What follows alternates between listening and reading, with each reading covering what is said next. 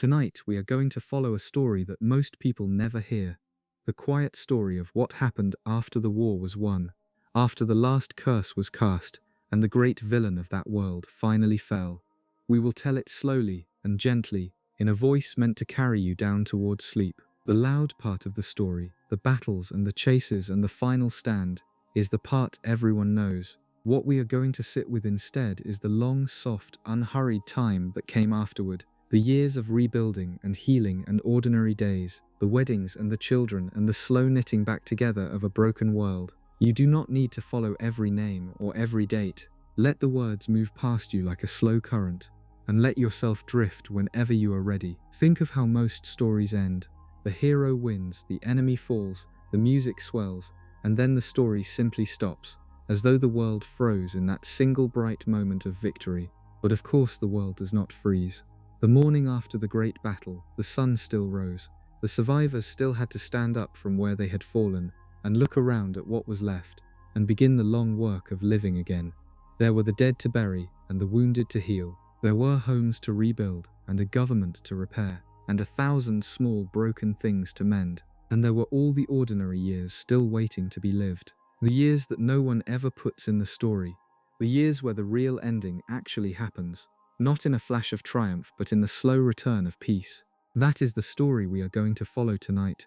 The 19 quiet years between the end of the war and a calm morning at a train station long afterward, when the children of the people who fought it would board a train of their own. We will follow the boy who lived as he set down the weight he had carried since he was a baby and tried, for the first time, to simply be a man.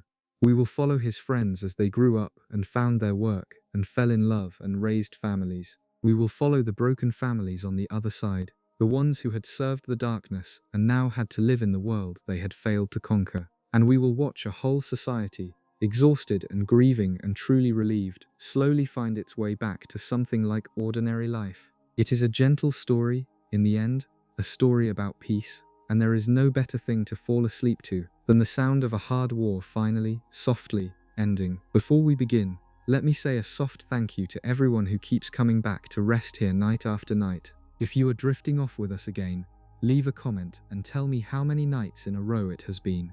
And if this is your very first night here, just write night 1 so I know you found your way in. There is no need to stay awake for any of it. Let it play on, low and steady, and let yourself go whenever you like. Now we begin on the morning after, when the dust was still settling over a castle that had seen the end of a war. The morning the war ended was strange and quiet in a way that no one had expected. For so long, everyone had imagined the end as a single great moment, a flash of light, a falling body, a cheer that would shake the walls. And there had been a moment like that when the dark wizard finally fell and did not rise again. But what came after the cheering was not more noise. It was a deep, exhausted hush. The great hall of the castle, which had been a battlefield only hours before, became something between a hospital and a place of mourning. The long tables had been pushed aside. The survivors sat in small huddled groups, too tired to speak, their faces grey with dust and grief.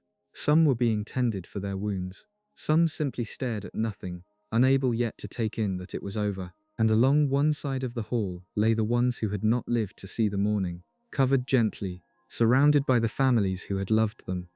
The boy at the center of it all, the one the whole war had circled around, did something in those first hours that tells you everything about the kind of person he had become. He did not stand on a table and make a speech. He did not let himself be carried about on shoulders. He slipped away.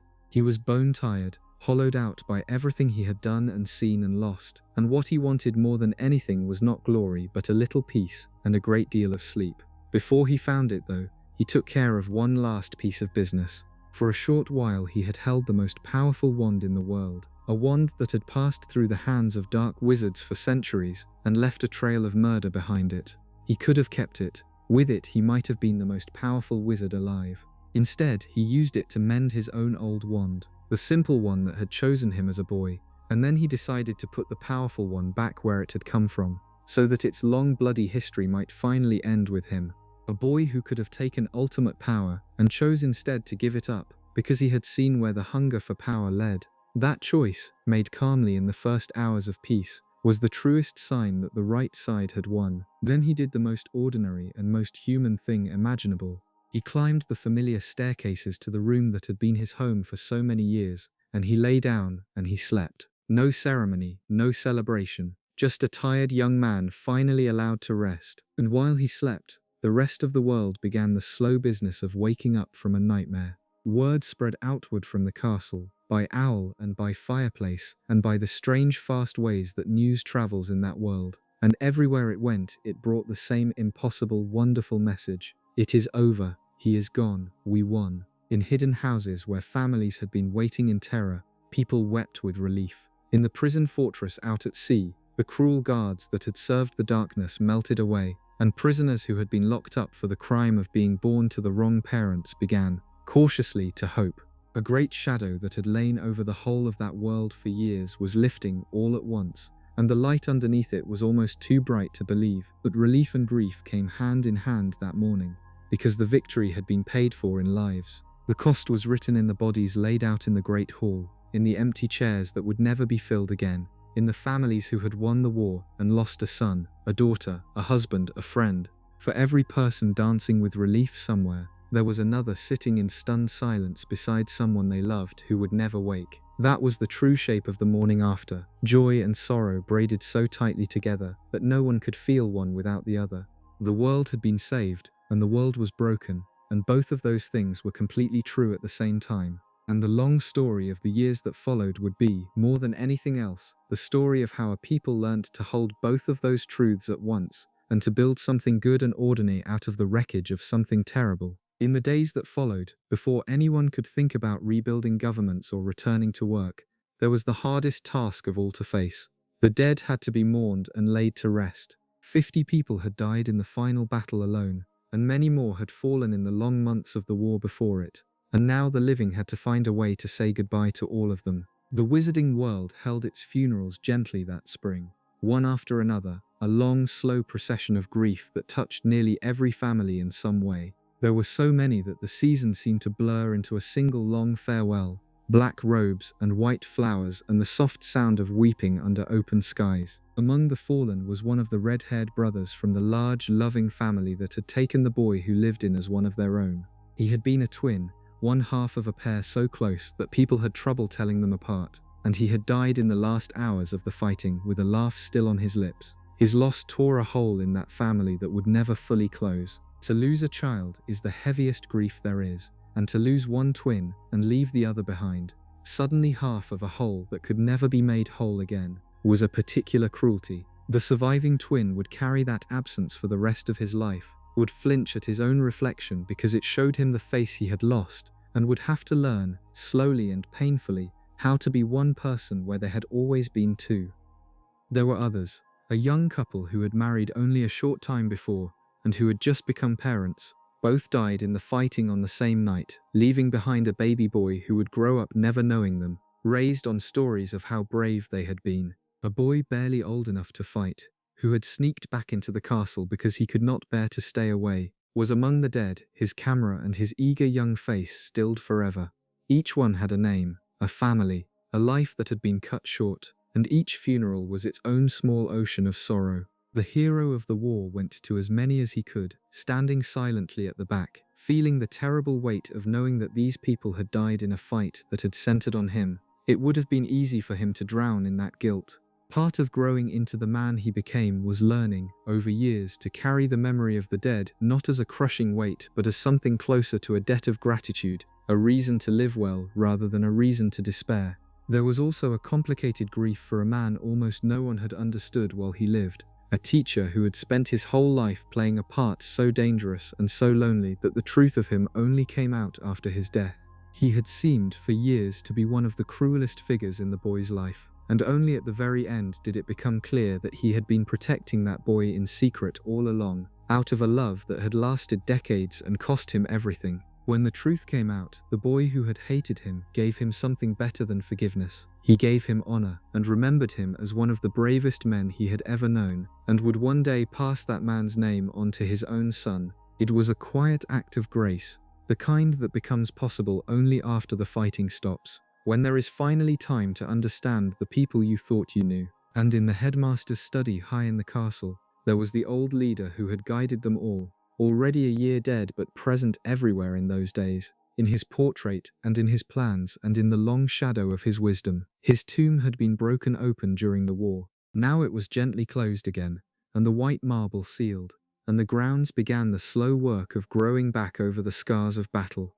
The funerals could not bring anyone back, but they did something important all the same. They gave the living a way to honor the dead, to say out loud that these lives had mattered, and to begin, together, the long passage from raw shock toward a grief that could be lived alongside rather than drowned in. Only once the dead had been properly mourned could the survivors turn, at last, toward the difficult question of what to do with the world that was left. While the families mourned, the wider world faced a different kind of wreckage, the wreckage of a government that had been rotted from the inside.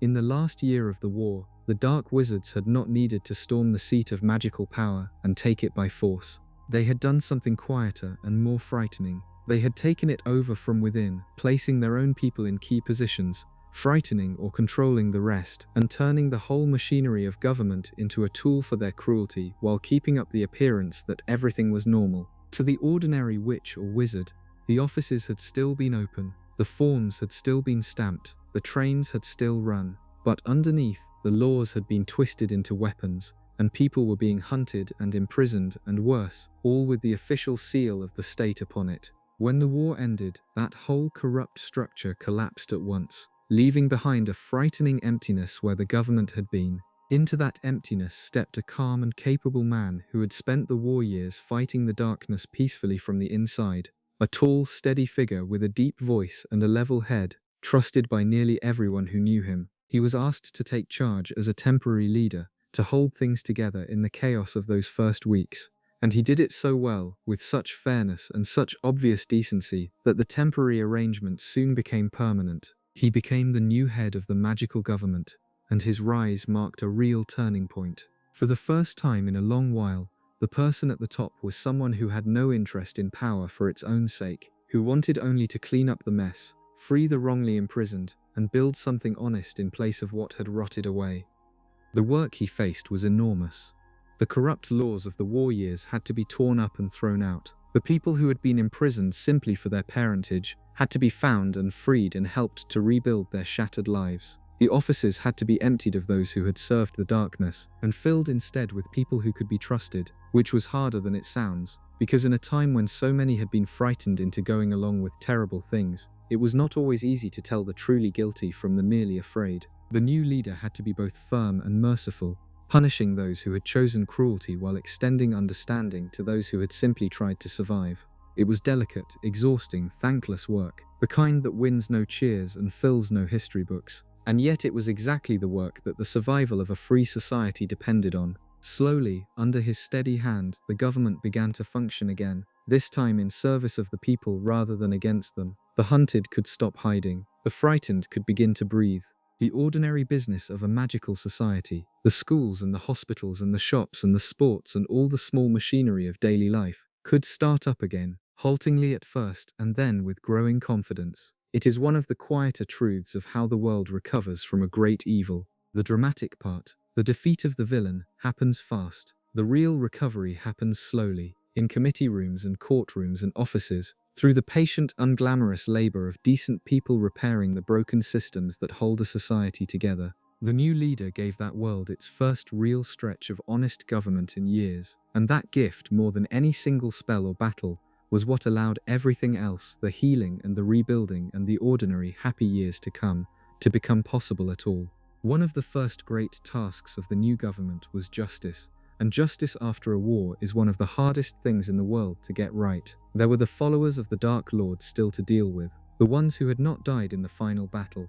Some had been captured on the spot, rounded up in the Great Hall as the fighting ended. Others had fled the moment they saw their master fall, scattering into hiding across the country and beyond, and these had to be hunted down one by one in the months that followed. The new leaders were determined that this time it would be done properly. In the years before, after the Dark Lord's first defeat, many guilty people had escaped punishment by claiming they had been forced to act against their will, and some of those very people had gone on to help him rise again.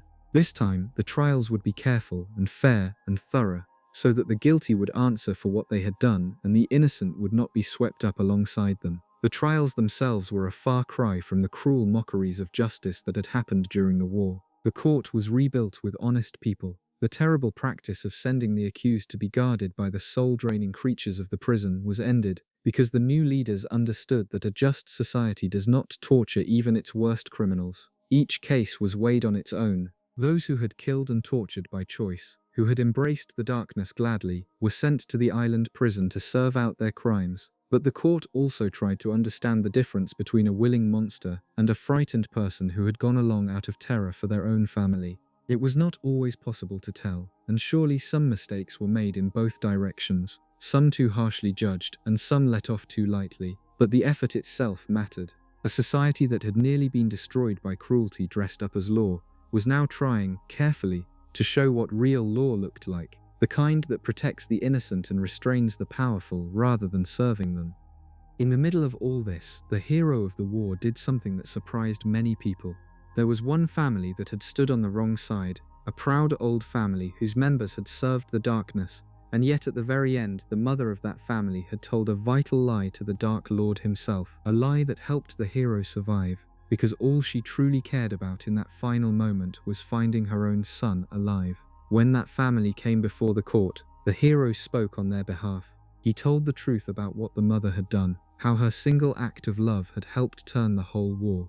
He did not pretend they were innocent of everything, but he made sure the court knew that, in the end, they had stepped back from the darkness, and that mattered.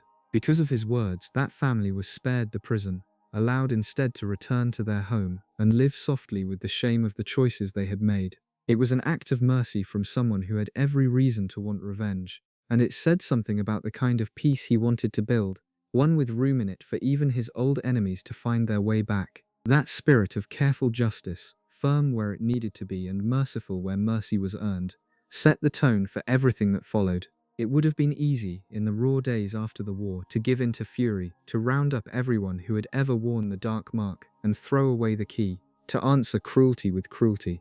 The people now in charge chose a harder and better path. They chose to be fair even when fairness was difficult, to punish the truly guilty without becoming cruel themselves, and to leave the door open for those who genuinely wished to change. That choice did not undo the suffering of the war, but it meant that the peace built on top of it would rest on something solid, on justice rather than vengeance. And a peace built on justice is the only kind that lasts. Slowly, case by case, the last shadows of the old regime were cleared away, and a frightened world began to trust, once more, that the law was on its side. Let me stay for a while with that proud old family, because their story after the war is one of the strangest and saddest of all. The story of people who had everything and threw it away on a cause that nearly destroyed them. Before the war, they had been among the wealthiest and most respected families in that world, living in a grand old manor, sure of their place at the top of society. They had believed, deep in their bones, that their kind of blood made them better than others, and that belief had led them straight into the service of the darkness. By the end, it had brought them nothing but ruin. Their beautiful home had been taken over by the Dark Lord himself and turned into a place of fear and imprisonment. The father had fallen out of favor and been treated with contempt. The whole family had spent the final year of the war not as honored servants but as frightened prisoners in their own house, terrified that any small failure would mean death. When it was all over, they were left to live with what they had become. The father, who had spent his life craving power and status, had lost both and would never fully recover his standing. The proud name that had once opened every door now made people turn away. They kept their fortune and their manor, spared from prison by the mercy of the court and the truth about the mother's last act of love. But they could not buy back their reputation or their dignity. They withdrew from public life, living calmly behind the walls of the home that held so many bad memories. A family that had bet everything on the wrong side and lost almost everything that mattered, keeping only their lives and their gold and each other. The son is the most interesting of the three, because he was young enough to change, and he did. He had grown up believing all the poisonous things his family believed, had sneered and bullied and prided himself on his blood. And then, in the final years, he had been forced to see where those beliefs actually led. He had been made to do terrible things, had watched torture and murder in his own home, had felt real terror, and somewhere in all of that, the certainty of his childhood had cracked. He never became a hero. He never even became friends with the people he had once tormented. But he stepped gently away from the hatred he had been raised in. He grew up, married, and had a son of his own, and he raised that son differently than he himself had been raised, without the cruelty, without the poison about blood. Years later, when the old enemies met again on a train platform, sending their own children off to school, there was no warmth between them, but there was something almost as good. There was a stiff, awkward nod of acknowledgement. Two grown men who had been bitter enemies as boys silently agreeing to let the old hatred die rather than pass it on. In that small cold nod was a whole world of quiet healing. The story of that family is a lesson hidden inside the larger story of the war, and it is worth holding on to as you drift. They are proof that the deepest wounds of a conflict are not always the dramatic ones. They lost no one in the final battle. They kept their lives and their wealth. And yet they were among the great losers of the war all the same, because they had lost their place in the world, their good name, and the comfortable certainty that they were right about everything. They had to live out their years in the shadow of their own bad choices, in a society that remembered exactly which side they had been on. There is a kind of justice in that which no court could ever hand down, the slow, quiet justice of having to live, day after ordinary day, with the consequences of who you chose to be. And there is hope in it too, in the son who chose not to pass the poison down, because it shows that even the most thoroughly corrupted family can produce someone willing to break the chain, and that breaking the chain, even imperfectly, even coldly, is how a world finally heals. The other followers of the darkness met a range of fates, each one a small story of how the war finally caught up with the people who had served it. The cruelest of them, a wild and gleeful woman who had tortured and killed for the pure joy of it, had fallen in the final battle, struck down by an ordinary mother defending her children, and few mourned her passing. She had been one of the most dangerous and devoted servants of the darkness, and her death closed a long chapter of terror. Others among the inner circle had died in the fighting too, or in the desperate months before, their long careers of cruelty ending in the same violence they had dealt out to so many others. Those who survived and were captured faced the island prison, that cold fortress out at sea where the worst criminals of that world were kept. It was a grim place even after the soul-draining guards were removed, a lonely rock surrounded by churning grey water, and to be sentenced there was to spend one's remaining years far from everything warm and bright, with nothing but time and memory for company. For people who had once strutted through society sure of their own importance, the fall to a bare cell on a windswept island was a long way down. Some of them would grow old there. Some had families on the outside who slowly stopped visiting. The prison did not need to be cruel to be a punishment. The simple loss of freedom, of sunlight, of the ordinary pleasures of a life, was punishment enough, and it was a punishment many of them would carry to the end of their days. A few escaped justice entirely, slipping away into hiding and never being found, living out quiet anonymous lives under false names in faraway places, always looking over their shoulders, always afraid of the knock at the door. There is a punishment in that too, in a life spent hiding, in never being able to use your own name or return to your own home, in growing old as a fugitive with no one to trust. And there were those caught in the middle, the ones who had taken the dark mark in their foolish youth and come to regret it, who had not done the worst things but could not claim innocence either. For them the new government tried to find a middle path, neither prison nor a clean slate, but a chance to live in the new world while carrying the permanent stain of the choice they had made.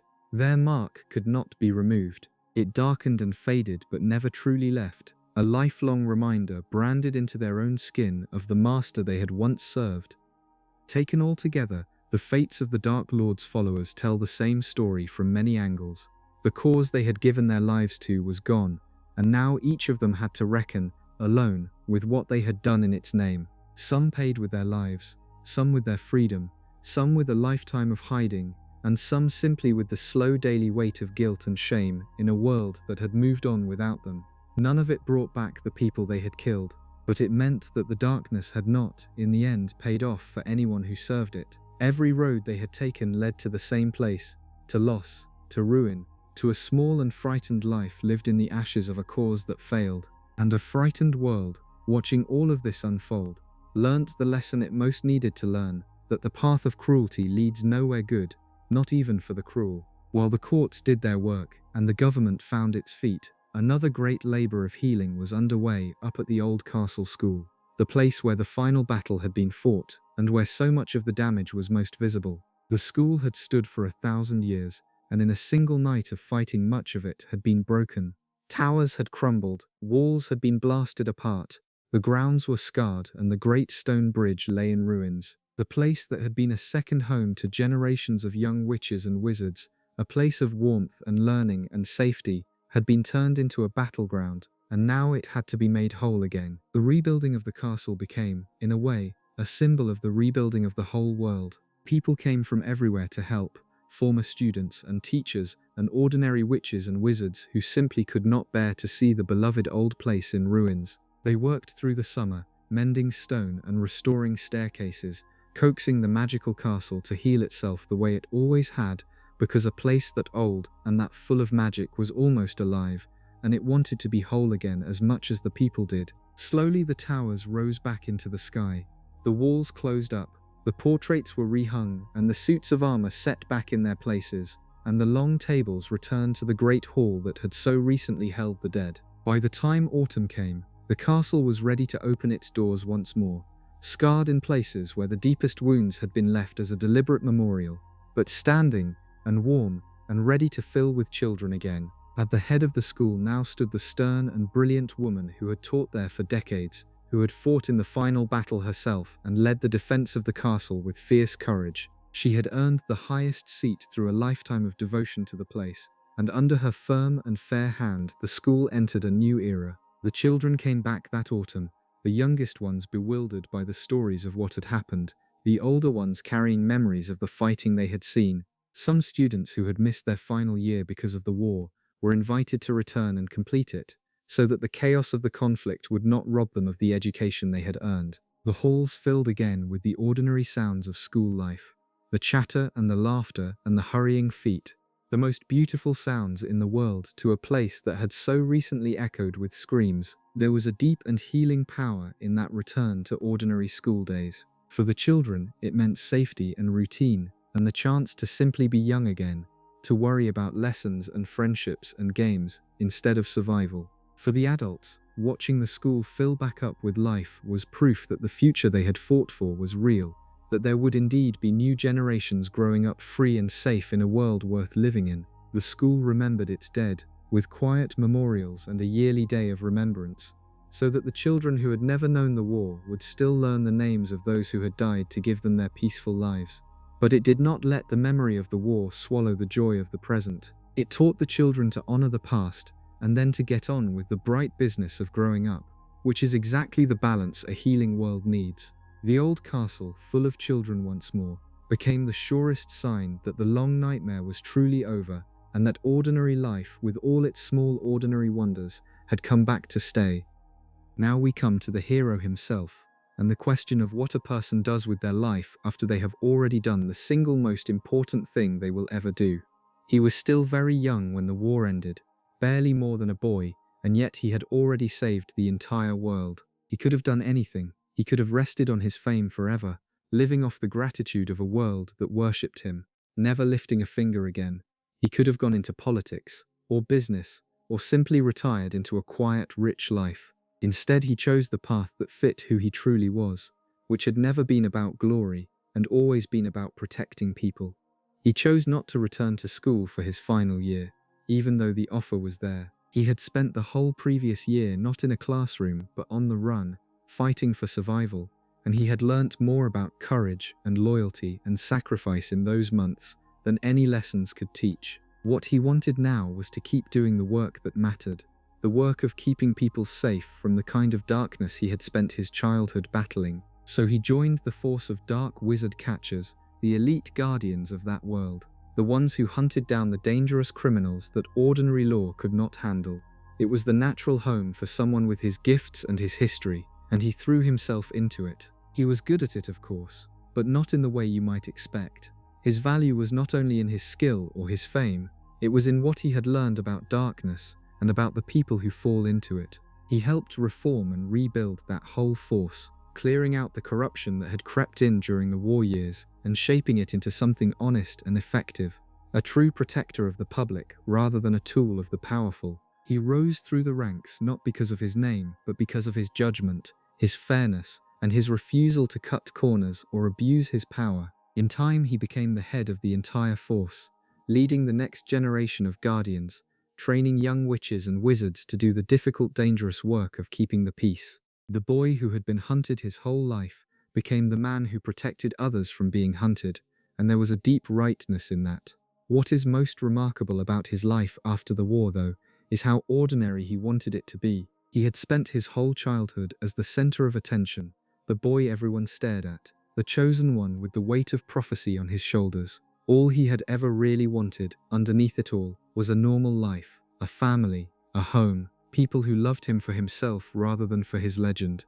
And that is exactly what he built. He did important work by day and then went home at night to a house full of love, to a wife and children, and the warm, ordinary chaos of family life. He had friends he had known since he was 11, friends who had fought beside him and who treated him not as a hero but simply as their friend. He had finally, after a childhood with none of it, the thing he had wanted most in all the world, which was to belong somewhere, to be loved, to be safe and at home. The greatest hero of his age spent his hard-won peace not chasing more glory, but savoring the quiet happiness of an ordinary life. And that, perhaps, is the most heroic thing about him of all.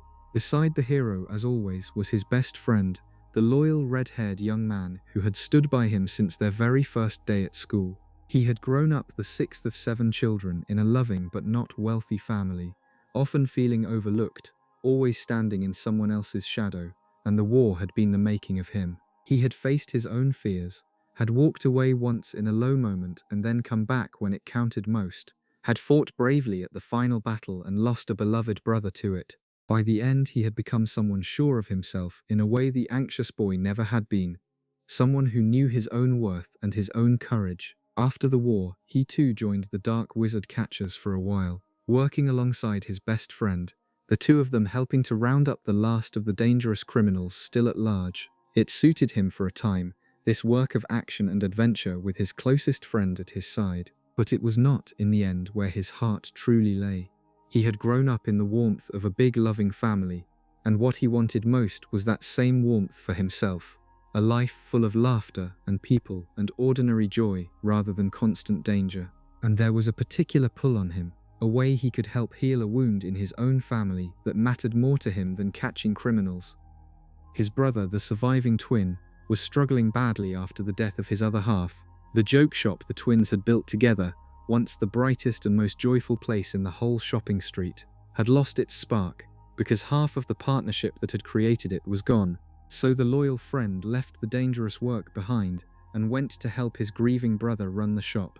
It was an act of love disguised as a career change. By stepping in, by bringing his own humor and energy into the business, he helped his brother find a reason to keep going, helped breathe life back into the shop, and turned a place of fresh grief back into a place of laughter. The shop thrived again, became once more the most popular spot for young witches and wizards looking for tricks and treats and harmless mischief, and it stood as a living memorial to the brother who had died, his jokes and his joy carried on by the family who loved him. It was a quieter life than chasing dark wizards, but it was the right one for him. He spent his days surrounded by laughter and color and the delighted faces of children, working alongside the brother he had helped to save, building a business that brought joy to a world that badly needed it after so much darkness. And he went home each night to his own growing family, to the brilliant woman he had loved since they were children, and the children they raised together. The boy who had always felt like he was standing in someone's shadow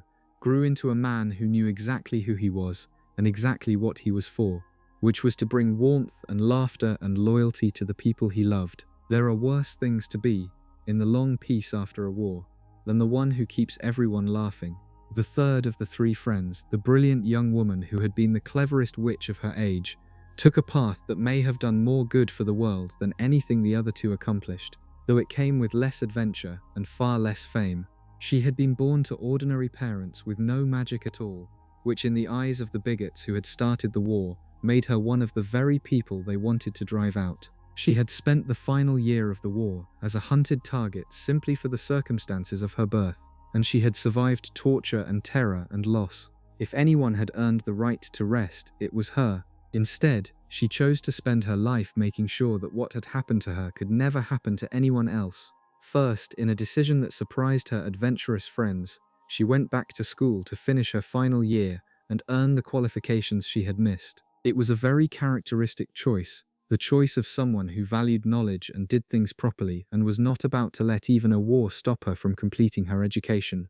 Then she went into the government, into the department that dealt with the enforcement of magical law, and she set about a quiet revolution. She had spent years caring about the rights of the powerless, about the magical creatures treated as servants and the people looked down on for their blood, and now she finally had the power to do something about it. She became one of the great reformers of her age. She worked to tear down the cruel old laws that had allowed the persecution of people like her, and to build new protections so that the law could never again be turned into a weapon against the innocent. She fought for better treatment of the magical creatures who had been treated as little more than slaves for centuries, improving their rights and their conditions, continuing a cause she had taken up as a passionate schoolgirl and now pursued with the full weight of the law behind her. She was tireless, principled, and very, very good at the difficult, patient work of changing a society from the inside, and she rose, eventually, all the way to the very top, becoming the leader of the entire magical government,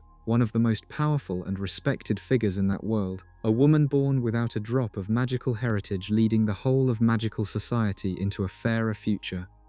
Think about what that meant as a final answer to the war.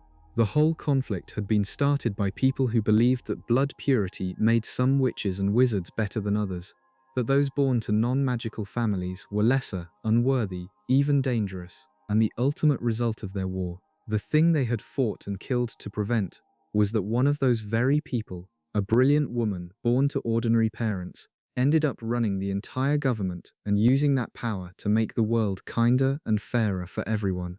There could be no more complete defeat of everything the darkness had stood for. The bigots had tried to push people like her to the margins, and instead she ended up at the center, shaping the future of the whole society in her own decent, principled image. Her life was the war's deepest lesson written out in full, that the people the cruel try to crush are often exactly the ones who go on to build something far better than the cruel could ever imagine. We should linger a moment on the surviving twin, because his story is one of the most silently moving of all the ones the war left behind. A story about how a person learns to live with a loss that never fully heals. He and his brother had been inseparable their whole lives, two halves of a single mischievous whole, finishing each other's sentences, building their dreams together, sharing a face and a sense of humor and a way of seeing the world. They had left school early to chase their dream of opening a joke shop, and against all expectations they had made it a roaring success, the brightest, funniest, most joyful business in the whole shopping district. And then, in the final battle, one of them had died, and the other had to learn how to go on as half of something that could never be whole again. For a long time after, the grief was very heavy. To lose a brother is terrible enough. To lose a twin, the person who had been beside you since before you were born, the person whose face was your own face, was a particular kind of devastation that few people could even imagine. He could not look in a mirror without seeing the brother he had lost. The shop, which had been built on their shared laughter, felt hollow without him. There were days when the joy seemed gone forever, when it was hard to see how a person could ever be funny or happy again after a loss like that. But slowly, with the help of the family who loved him and the loyal brother who came to work beside him, he found his way back toward the light. He kept the shop going, and in time it thrived again, because he understood something important. The best way to honor his lost twin was not to drown in sorrow, but to keep alive the very thing they had built together. The laughter, the mischief, the joy they had brought to so many people. Every customer who left the shop grinning was a small tribute to the brother who had died.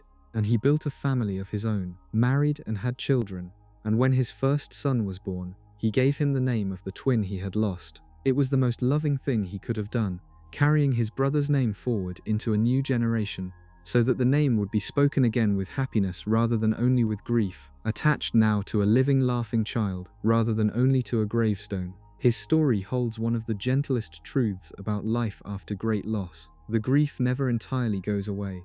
He would miss his twin every single day for the rest of his life, would feel the absence like a missing limb forever. But grief and joy can live side by side. He learnt to carry his sorrow and to laugh anyway, to honor the dead by living fully rather than by mourning forever, to let the love he still felt for his brother fuel the joy he brought to others rather than poison it. That is how people actually survive the unsurvivable. Not by getting over it, but by learning to hold the loss gently while still reaching for the light.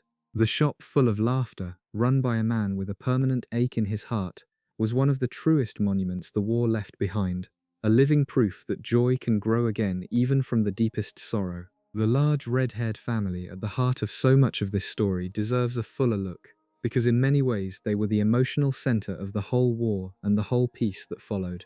They had never been wealthy. The parents had raised 7 children on a modest income, in a crooked, cozy, much-loved house that seemed to be held together as much by affection as by magic. What they lacked in money they made up for many times over in love, and that love had made their home a refuge, a place where the lonely hero of the story had found, for the first time in his life, what it felt like to be part of a real family. They had fought for the good side with their whole hearts, and they had paid the terrible price of losing one of their sons. The parents, who had given so much, spent their later years surrounded by the very thing they had always valued most, family. Their crooked old house, once full of 7 noisy children, filled up again in a new way as their children grew and married and had children of their own. It became the gathering place for a sprawling, growing clan, the house everyone came back to for holidays and celebrations, the warm beating heart of an ever larger family. The mother, who had fought fiercely in the final battle to protect her children, got to spend her later years doing what she loved most, feeding and fussing over an ever-growing crowd of children and grandchildren. The father, a gentle, curious man fascinated by the non-magical world, kept his post in the government and watched, with quiet pride, as his children went out and did good in the world. He had been proven right, in the end, about the thing he had always believed, that what matters in a person is not the purity of their blood or the size of their fortune, but the kindness in their heart. And he got to grow old in a world that had finally, painfully come around to his way of seeing things, surrounded by the family whose love had always been his true wealth. One of the sons had a particularly meaningful path back to the family. In the years before the war, he had let ambition and pride pull him away from them, had taken the side of the corrupt government against his own family, had said cruel things and cut himself off, choosing his career over the people who loved him. It had broken his parents' hearts. But in the final hours of the war, he came to his senses, returned to fight beside his family, and was there, devastatingly, when his brother died. That loss and that return mended the broken bond. He spent the years afterward making up for the time he had wasted, a humbled and wiser man who had learnt the hard way what truly mattered. He married and had children of his own and threw himself back into the warmth of the family he had so nearly thrown away, never again letting ambition come between him and the people who loved him. There is a special tenderness in a family that takes back the one who left, no questions asked, no grudge held, simply glad to have him home again. And that family took him back completely, folding him into the holidays and the gatherings as though the cold years had never happened. His story is a quiet gift to anyone who has ever drifted from the people who love them, proof that it is rarely too late to come home. The others scattered into good lives. The eldest son, scarred but strong, settled down with the brave and beautiful woman he had married during the war, and they raised children of their own. The scars he carried from a wartime attack never dimming the warmth of the home they built together, a home as full of love and laughter as the crooked old house he had grown up in. Another son, who had always loved dangerous magical creatures more than people, went off to a faraway sanctuary to work with dragons, living the wild adventurous life that suited him best, coming home now and then with singed eyebrows and wonderful stories that delighted his nieces and nephews. Each of them found a shape of happiness that fit who they truly were, which is all that any parent can really hope for their children, and the parents who had raised them got to watch it happen, one good life after another unfolding from the home they had built on love rather than on gold. Each new grandchild another small proof that the love had been the right thing to build on all along. The whole family, taken together, became a picture of what the peace was for. They had given a son to the war, and in return they got to watch the world he died for grow safe and kind, got to fill their old house with a new generation of laughter, got to grow old surrounded by love. Their happiness did not erase their loss, but it sat alongside it, the way it does in every real family that has known both joy and sorrow. And there was something completely reassuring in watching this big, loud, loving family simply go on loving each other through all the ordinary years that followed. The youngest of that family, and its only daughter, grew into one of the most peacefully impressive figures of the post-war years. She had been the baby of the family, the little sister of 6 older brothers, and for a long time people underestimated her, seeing only the shy girl with a crush on the famous hero. But she had always been far more than that. She was fierce, funny, brave, and gifted, a talented witch who had fought in the final battle as bravely as anyone, refusing to be left behind despite everyone's wish to keep her safe. The war revealed her as a force in her own right, and the peace let her become exactly the person she was meant to be. She did not follow her famous husband into the dangerous work of catching dark wizards, nor did she go into government like her sister-in-law. She chose something that brought her pure joy, the sport that the whole of that world loved above all others, the fast and thrilling game played on flying broomsticks high above the ground. She had been a brilliant player since her school days, and after the war she turned that talent into a career, joining one of the top professional teams and becoming a celebrated athlete. For years she flew before roaring crowds, one of the best players of her generation, living out a dream of speed and skill and glory that had nothing to do with war or darkness, and everything to do with the simple thrilling joy of being young and gifted and alive. When her playing days wound down and she began to think about raising a family, she did not give up the game she loved. Instead, she moved into writing about it, becoming the leading commentator on the sport for the most widely read newspaper in that world. It was the perfect second act, letting her stay close to the game she adored while building a life with more room in it for family. Her sharp wit and deep knowledge of the sport made her a beloved voice, and readers all across the country came to know her name and trust her opinions. She had turned her passion into not one but 2 successful careers, all while raising children alongside the man she had loved since she was a girl. Her life is a lovely answer to anyone who was ever overlooked or underestimated. The little sister who everyone tried to protect grew up to be a star athlete, a respected writer, a loving mother, and an equal partner to the most famous wizard in the world, a man who adored her not despite her fire but because of it. She never let her connection to her famous husband define her. She built her own name, her own glory, her own place in the world, on the strength of her own considerable talents, and she did it all in a spirit of joy, choosing the bright, fast, happy path of a sport she loved over the heavier roads that others took. In a story full of people who carried great burdens, she is a reminder that part of what the war was fought for was simply this: the freedom to be young and gifted, and to spend your one life chasing the things that make you happy. In time, the 2 great friendships at the heart of the story became 2 marriages, and from those marriages came a new generation that had never known the war at all. The hero married the fierce, funny daughter of the red-haired family, the girl he had loved through all the danger, and the 2 of them built the warm, ordinary home he had wanted his whole life. His best friend married the brilliant reformer, the cleverest witch of her age, the 2 of them having loved each other since they were squabbling children, and finally, after years of dancing around it, admitting what everyone else had seen for ages, the 4 of them, who had been through so much together, who had fought and bled and nearly died side by side, got to grow up and grow old together, their families braided into one another's lives, the children growing up as cousins and the closest of friends. The hero and his wife had 3 children, and the names he gave them tell you everything about the heart of the man. His firstborn son he named partly for his own lost father, and partly for the reckless, loyal godfather who had loved him. His daughter he named partly for the mother who had died to save him as a baby, and partly for the dreamy, loyal friend who had stood by him in his darkest year. And his middle son he gave the names of 2 headmasters, including the very man who had seemed his enemy for so long, and turned out to be his secret protector, the bravest man he had ever known.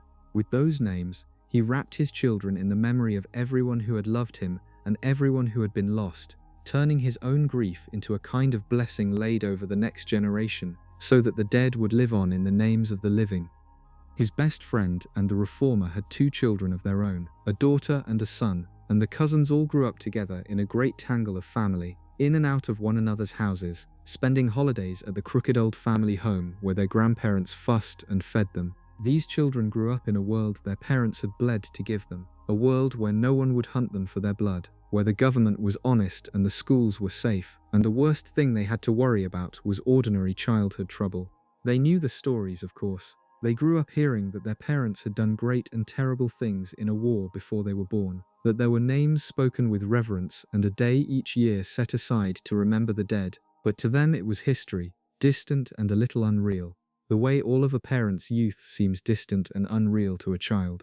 And that distance was the whole point, that the children could find the war boring, could half listen to the old stories and then run off to play, was the truest measure of victory. Their parents had fought so that these children would never have to. Watching the next generation grow up safe and happy and ordinary was, for the people who had survived the war, the deepest healing of all. Every time the hero watched his children laugh, every time he tucked them into bed in a house where no danger could reach them, he was living out the exact thing he had fought for, the thing he had been willing to die for. He had lost his own parents as a baby, had grown up unloved and unwanted, had never known what a happy family felt like until the red-haired family showed him. And now he got to give his own children the childhood he had never had, full of love and safety and warmth. There is no sweeter victory than that. The victory of a person who breaks a cycle of suffering and gives the next generation the happiness that was stolen from them. In the laughter of those children, the war was finally fully won. Among all the people whose lives the war reshaped, few traveled further than the round-faced, forgetful boy who had once seemed the least likely hero of them all. In his early school years he had been timid and clumsy, the kind of boy who lost his pet toad and melted his cauldrons and could barely perform a simple spell, the one the bullies picked on and even his friends sometimes overlooked. He carried a private sorrow too, a family tragedy that had left him in the care of a stern grandmother, his own parents lost to him in a way almost worse than death. No one watching him stumble through his first years would have guessed what he had inside him. The war drew it out. When the darkness took over the school in that final terrible year, when most people were keeping their heads down to survive, this once timid boy became a leader of the resistance, organizing the students who refused to give in, taking the punishments meant to break them, keeping hope alive in the darkest corner of the war. And in the final battle, in its most desperate moment, when all seemed lost, it was he who struck a decisive blow, standing alone before the Dark Lord himself and refusing to yield, performing an act of breathtaking courage that helped turn the tide. The boy everyone had underestimated turned out to be one of the bravest of them all, and the war revealed him fully to himself and to everyone else. After the war, he could have done anything on the strength of that glory. For a time he did join the Dark Wizard Catchers, putting his hard-won courage to use, but his heart had always belonged to something gentler. Since he was a small boy, the one thing he had truly loved and been good at was the study of plants, the patient nurturing magic of growing things. And so he set down the dangerous work and returned to the school he loved, this time as a teacher, taking charge of the very subject that had been his one childhood joy. He became a beloved professor, passing on his passion for living growing things to generation after generation of students, a gentle, kind, encouraging teacher of the sort he himself had needed as a frightened boy. He married a warm-hearted woman who ran the old inn at the entrance to the Wizarding Street, and the two of them built a happy, settled, contented life. There is something especially lovely about how his story ended, because it ran exactly opposite to the way these stories usually go.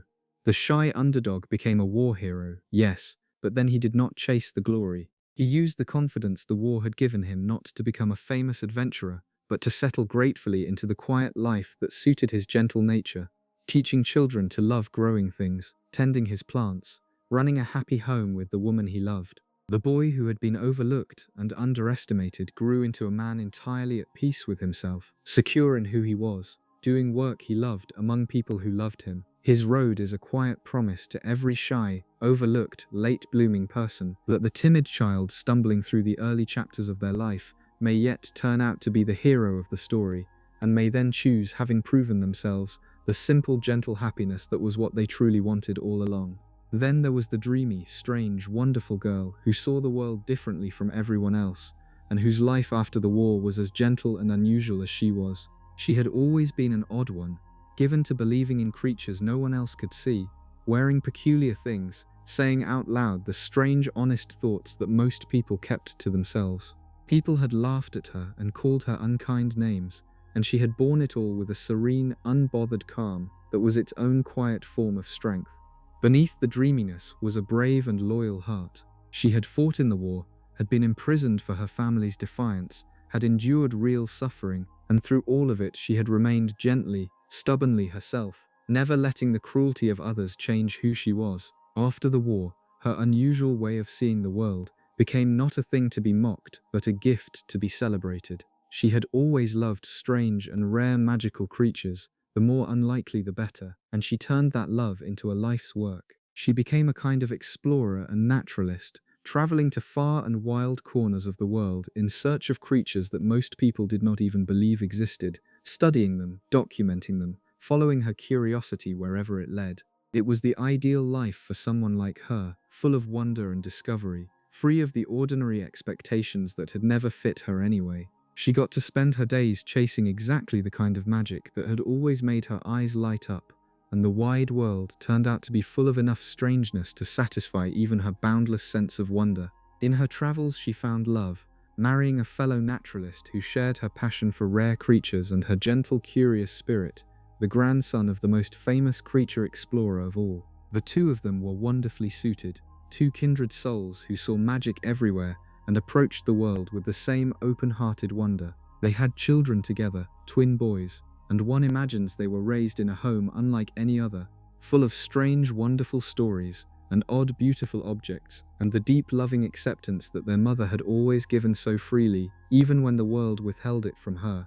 Her story carries one of the warmest lessons of all the ones the piece left behind.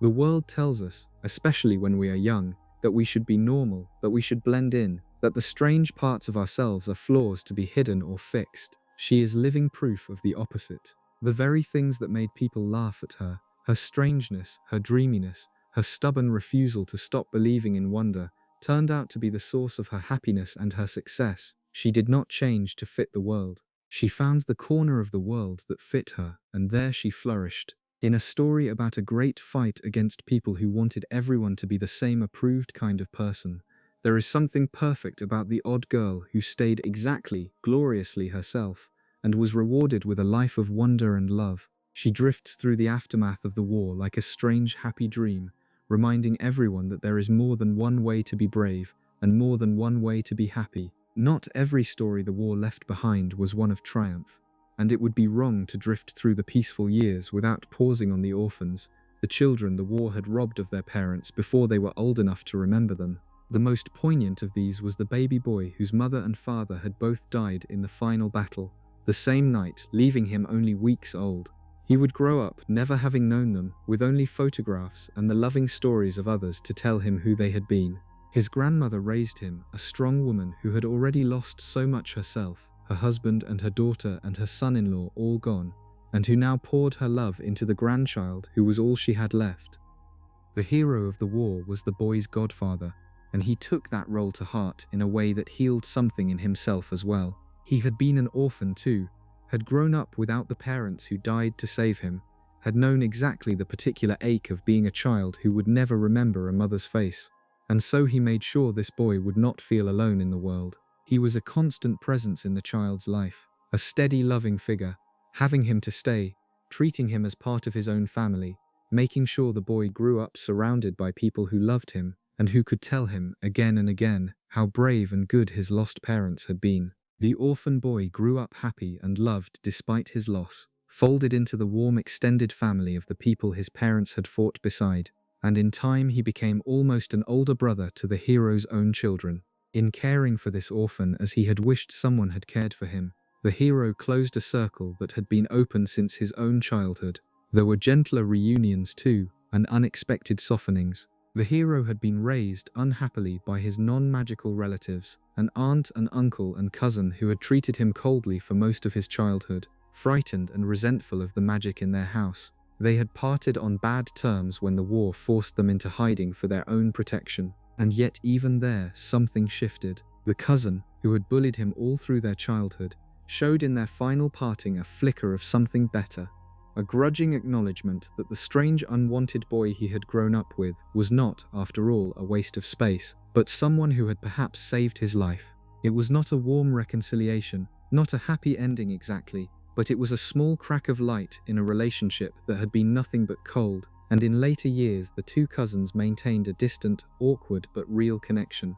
Even the chilliest of the war's broken relationships found, in the peace, a little room to thaw, and all across that world, in ways too many to count. The great teachers and protectors and ordinary good people of the story settled into their well-earned later years. The enormous gentle gamekeeper, who had been a faithful friend to the hero since the very beginning, kept his beloved post at the school, tending his creatures and welcoming each new generation of frightened first-year students the way he had once welcomed a frightened orphan boy. He had earned his peace as much as anyone. This huge, soft-hearted man who had been loyal to the hero through every danger, who had been wrongly imprisoned and doubted and underestimated all his life, and had never once let it harden him. In the peace he remained exactly what he had always been, gentle and devoted and a little too fond of dangerous creatures. A fixture of the school and a beloved friend to the family at the heart of the story, who visited his little house at the edge of the grounds for tea across all the years that followed. He grew older among the children and the creatures he loved, content in the simple life that suited him, with his great loud dog at his feet and a kettle always ready for visitors. And there were few people in that whole world who had earned their quiet happiness more honestly than he had, after a long life of giving everything and asking for nothing in return. The brilliant, eccentric, sometimes infuriating teachers who had survived went on teaching, passing their knowledge to children who would never know how much their teachers had endured. The whole vast web of people who had played their parts in the great story, large and small, scattered into the ordinary business of living, and that scattering, that return of everyone to their own small quiet lives, was itself the surest sign that the world had healed. The story had stopped being about a war. It had become simply about life. Beyond the famous names, a whole society had to learn how to be at peace again, and that turned out to be a slower and stranger process than anyone expected. During the war, the cruel government had set up offices whose entire purpose was to hunt and register and persecute people born to non-magical families, dressing up its bigotry in the language of law and order. One of the first and most satisfying acts of the new honest government was to tear all of that down, to abolish the hateful commissions, to clear the names of those who had been falsely accused, and to make it clear, in law and in spirit, that every witch and wizard belonged equally in that world regardless of where their magic came from. The poison that had nearly destroyed the society was carefully, deliberately drained out of its institutions. But changing laws is easier than changing hearts, and the deeper healing took much longer. The war had set neighbor against neighbor, had rewarded informers and punished the brave, had taught people to be afraid of one another and to keep their heads down while terrible things happened. That kind of damage does not vanish the moment the fighting stops. There were people who had gone along with the darkness out of fear, who now had to live beside the people they had failed to help. There were old wounds between families, old betrayals, old grudges that would take a generation or more to fade. The society had to relearn how to trust, how to speak freely, how to believe that the knock at the door was not something to fear.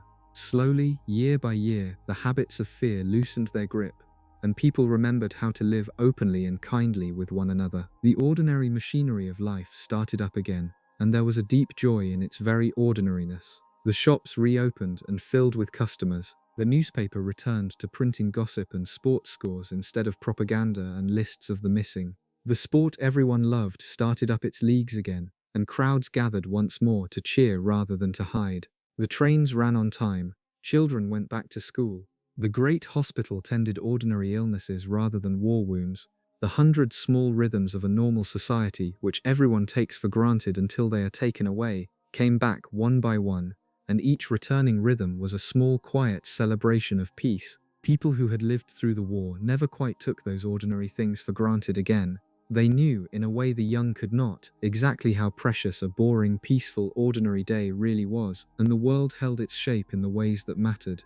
The ancient agreement that kept the magical world hidden from the non-magical one survived the war and held firm, repaired and strengthened by the new government, so that the two worlds went on side by side as they always had, the vast majority of people never knowing how close everything had come to catastrophe.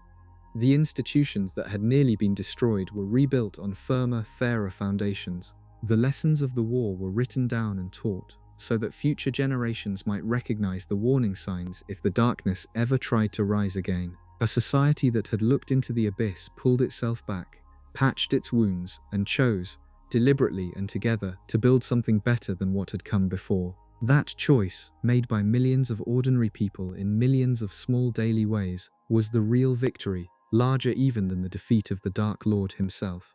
A villain can be beaten in a single night. A good society has to be rebuilt slowly, by everyone, over years, and that is exactly what they did. The healing reached beyond the witches and wizards too, out to the many other magical peoples who shared that world, and had their own stakes in how the war ended. There were the small, devoted house servants, a whole people who had been treated for centuries as little more than property, bound to obey, often abused, rarely thanked.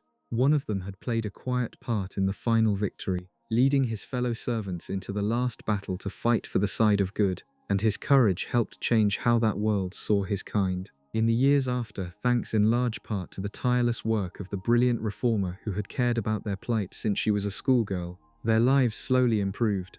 New protections were written into law. The casual cruelty that had been taken for granted began to be seen, at last, as the wrong it had always been. It was slow work, and old habits died hard, but the direction had changed, and a people who had been invisible for centuries began, gently, to be seen. There were the cave-dwelling keepers of the great wizarding bank, a proud and guarded people who had long kept an uneasy distance from the wizards, with old grievances on both sides. They had suffered a dramatic break-in during the war, and the trust between them and the wizarding government, never strong, had been badly strained. In the peace, there was careful work to be done to mend that relationship, to rebuild the bank, to restore the fragile cooperation that the whole economy depended on. There were the wild horsefolk of the forest, who had fought in the final battle in their own fierce way, and then withdrawn again into the trees, keeping to themselves as they always had, watching the wizarding world with the same proud weariness. And there were the giant kind, far off in their mountains, who had been courted by both sides during the war, and who remained, afterward, a people apart, neither friend nor enemy, a reminder that not every wound the war had opened could be neatly healed. The new government, wiser than the old, understood that a lasting peace meant making room for all the peoples of that world, not just the witches and wizards, and that the old habits of looking down on other kinds had been part of what made the darkness possible in the first place. The wider world beyond that one country had watched the whole struggle unfold with held breath, because the darkness had never been only a local danger. The Dark Lord's ambitions had stretched far, and wizarding governments across the world had feared what would happen if he won, knowing that his hunger would not have stopped at any border. When word spread that he had finally fallen, the relief was felt far and wide, in distant magical communities that had braced themselves for the spread of his terror, and could now, at last, breathe easy. The hero's name became known across the world, spoken with gratitude in faraway places by people he would never meet, for they understood that his victory had protected them too. In the years that followed, the new government worked to rebuild the international ties that the war had frayed, to restore cooperation and trust among the magical nations, to take its place again as a respected member of the wider magical world rather than a source of fear. There was a humility in how the country carried itself afterward, a hard-won understanding that no society is ever permanently safe from the darkness, that the same poison which had nearly destroyed them could rise anywhere, in any place, in any age, if good people grew complacent. That understanding became part of how the wider world remembered the war, a shared lesson passed between nations, a warning kept alive so that the next generation everywhere might recognize the early signs of cruelty dressed up as order. The peace, in the end, was not only one country's peace. It rippled outward, a relief and a lesson and a warning all at once, touching the whole magical world, reminding everyone who heard the story that freedom is fragile, that it must be defended by each generation in turn, and that the price of forgetting is always paid in the same terrible coin. For all the heavy work of justice and rebuilding, the peace also brought back something lighter and just as important, the simple return of joy and celebration to everyday life. During the war, there had been little to celebrate and little safety in gathering, and the old festivals and feasts and ordinary happy occasions had grown quiet and fearful. As the peace settled in, all of that came back. The great seasonal feasts returned, the holidays with their warmth and their gathering of families, the shopping street that wound through the heart of the wizarding city, which had grown dark and shuttered and frightened during the war, slowly filled again with light and color and bustle, its shops reopening one by one, its windows bright, its lanes crowded once more with families browsing and children pressing their noses to the glass. The first big celebrations after the war were emotional affairs. Joy and memory mixed together, people raising a glass both to the future and to the friends who were not there to share it. The beloved sport played on flying brooms came roaring back, its leagues starting up again, its great stadium filling with cheering crowds who had not dared to gather in such numbers for years. There is a special kind of healing in a crowd at a game. Thousands of people gathered for no reason but shared joy, cheering and groaning together, united by something wonderfully unimportant. To gather like that again, safely, freely, without fear, was its own quiet proof that the darkness was truly over. The music returned too, and the dancing, and all the small festive things that fear had driven into hiding. People got married in great happy celebrations rather than quiet, frightened ceremonies. They threw parties. They gathered for no reason at all but the pleasure of one another's company.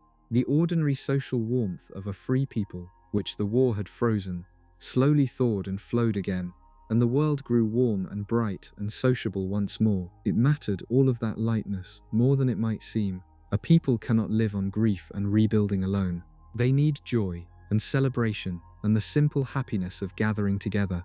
And the return of those things was as much a part of the healing as any law or any rebuilt tower. The laughter coming back was the surest sign that life itself was coming back, that the world was not just surviving but truly living again. And so the peace was not a solemn grey thing. It was more and more as the years went on, a bright and warm and joyful thing, full of feasts and games and music and the happy noise of a free people enjoying their hard-won freedom, exactly the kind of warm, ordinary happiness that the whole long struggle had been fought to make possible. It would be dishonest, though, to pretend that the peace was happy for everyone, or that the scars of the war ever fully faded. For all the weddings and the children and the rebuilt towers, there were people for whom the aftermath was not a gentle dream but a long, quiet ache. There were parents who had buried children and would carry that grief silently for the rest of their lives, going through the ordinary days with a hole in the center of them that nothing could fill. There were children who had lost mothers and fathers and would grow up with only photographs and stories, feeling the absence at every birthday, every milestone, every ordinary moment when a child wants a parent there. The war had ended, but for these people the loss it had handed them was permanent, and no amount of victory could undo it. There were subtler wounds too, the kind that do not show. Many who had survived the fighting carried it with them afterward in their minds, in nightmares and sudden fears, in the way a flash of green light or a loud noise could throw them back into the worst moments of their lives. The young people especially, who had seen and done things no child should ever see or do, had to find ways to live with those memories. Some struggled for years. Some never fully shook the shadow of what they had been through. The hero himself, for all his happy family life, was not immune. He had watched people die, had walked willingly to what he thought was his own death, had carried impossible burdens far too young, and that kind of experience leaves a mark that no peace can entirely erase. He learned to live a good and happy life, but he carried the war inside him always, the way every survivor does. And there was the particular weight of survivor's guilt, the quiet torment of the ones who lived asking themselves why they had been spared when so many better people had fallen. Why had this friend died and not me? Could I have done something differently, saved someone, been faster or braver or smarter? These are the questions that haunt the survivors of every war, and that world was no different. The good people who lived through it had to find a way to answer those unanswerable questions, to forgive themselves for the simple crime of surviving, to honor the dead not by drowning in guilt, but by living the full lives that the dead had been denied. It was the hardest work of the peace, harder than rebuilding any castle, the slow inner labor of learning to live with having lived. That is the honest shadow side of the happy ending, and it is worth holding gently as you drift, because it is true of every recovery from every great sorrow. The world healed, but it healed the way a body heals around a deep wound, with scar tissue, with a permanent mark, with an ache that returns in cold weather. The happiness that came after the war was real, but it was not innocent happiness. It was the deeper, sadder, more grateful happiness of people who knew exactly what it had cost, who held their children a little tighter because they knew how easily they might have lost them, who never took a peaceful ordinary day for granted because they remembered too well the days that were not peaceful. There is a particular beauty in that kind of happiness, hard-won and clear-eyed, grateful and aware. It is the happiness of people who have suffered and survived and chosen, despite everything, to love the life that is left to them. And it is in the end the truest and most durable kind of happiness there is. Among the quiet sorrows the peace had to make room for were the long-term wounded, the ones whose injuries did not heal when the fighting stopped. In the great magical hospital in the city, there was a ward set aside for those harmed by dark magic, and some of its beds held people who had been there for many years, casualties of an earlier round of the same long conflict. There was a couple, well-loved and greatly respected, who had been tortured so cruelly during the First War that their minds had never recovered, and who lived out their days in that ward, gentle and lost, no longer able to know even the people who loved them. Their son had grown up visiting them there, loving them as best he could across the great distance of their absence, and he never stopped, all through the peace, coming to sit with them, bringing them small gifts they could not understand, honoring the parents who were present and absent at the same time. His was a grief with no ending, a loss that could not be mourned and put to rest, because the ones he had lost were still, in a way, there, and yet he carried it with a steady, quiet grace, and it never made him bitter, only kind. There were others like them, scattered through that ward, and through quiet homes across the country, people whose bodies or minds had been broken by the war, and would never be whole again. The peace could do little for them but care for them, gently and faithfully, year after year, asking nothing in return. And there was a deep and quiet goodness in that care, in a society that chose to look after its most damaged members rather than forget them, that kept faith with the wounded long after the cheering had stopped and the world had moved on. It is easy to honor the heroes who win and the martyrs who die. It is harder, and in some ways more important, to keep caring for the ones who simply broke, who did not die gloriously but were softly ruined, who would need patient tending for the rest of their lives. That world did not forget them. The healers kept their long, faithful watch, the families kept visiting, and the wounded were held, gently, in the care of a society that understood that the measure of a peace is not only how it treats its winners, but how it treats the ones the war left behind. There is something to hold on to in that, even here at the soft edge of sleep, a quiet reassurance about the deep decency that can survive even the worst of times. The same world that had produced such cruelty also produced the patient healers who spent their lives tending the cruelty's victims, the devoted families who never stopped visiting, the son who loved his lost parents faithfully across all the years. For every act of darkness in that long story, there were 100 small quiet acts of care that no one ever wrote down, the daily unremarkable kindness of people looking after one another. And it was that ocean of small kindness, far more than any single act of heroism, that finally healed the world. The darkness was loud, and the kindness was quiet, but the kindness was deeper and wider, and it outlasted the darkness in the end, the way it always does. There is one more thread to follow before we let the years roll by, and it is the strange matter of fame, of what it was like to be the most famous person in the world, and to want, more than anything, to be left alone. The hero had been famous since he was a baby, marked out before he could even speak as the one who had survived the unsurvivable. He had grown up with strangers gawking at him, with his name in every book and on every tongue, with people he had never met feeling that they knew him and owned a piece of him. And after the war, all of that grew 100-fold. He was no longer just the boy who had survived. Now he was the man who had saved them all, the greatest hero of the age, and the whole world wanted a piece of that. He handled it the way he handled everything, with a quiet, stubborn insistence on remaining himself. He did not write the grand memoirs that publishers begged for, nor did he lend his name to products or causes for money. And he refused to let himself be turned into a statue or a slogan. He gave the world his work, his service, his protection, and then he closed his front door and lived a private life with the people he loved. He wanted his children to grow up as normally as possible, not as the offspring of a legend, but as ordinary kids, and he guarded that ordinary family life fiercely against the endless curiosity of a world that felt entitled to him. It was a quiet act of resistance, the famous man insisting on the right to be a private person, and it cost him constant effort, because the world never really stopped watching. There was a gap, always, between the legend and the man, and he lived in that gap his whole life. The legend was a flawless hero, a figure of myth, the chosen one who had vanquished the ultimate evil. The man was someone who had been frightened most of the time, who had made mistakes, who had survived as much by luck and love and the help of his friends as by any greatness of his own, who knew better than anyone how ordinary he really was underneath the story. He never quite believed his own legend, and that disbelief kept him humble and kind. He gave credit endlessly to others, to the friends who had fought beside him, to the people who had died, to the love of a mother he could not even remember. He understood that he had been the center of a story much larger than himself, and that the story had been carried by thousands of hands, not just his own. That humility may have been his greatest gift to the piece. A war hero with a hunger for glory can become a dangerous thing, a strongman, a figure around whom new tyrannies grow. He was the opposite. He used his enormous fame and influence as lightly as he could, spending it only to do good and otherwise setting it aside, refusing the throne that the grateful world would happily have given him. He wanted no power beyond the power to protect people, and no fame beyond what he could not avoid.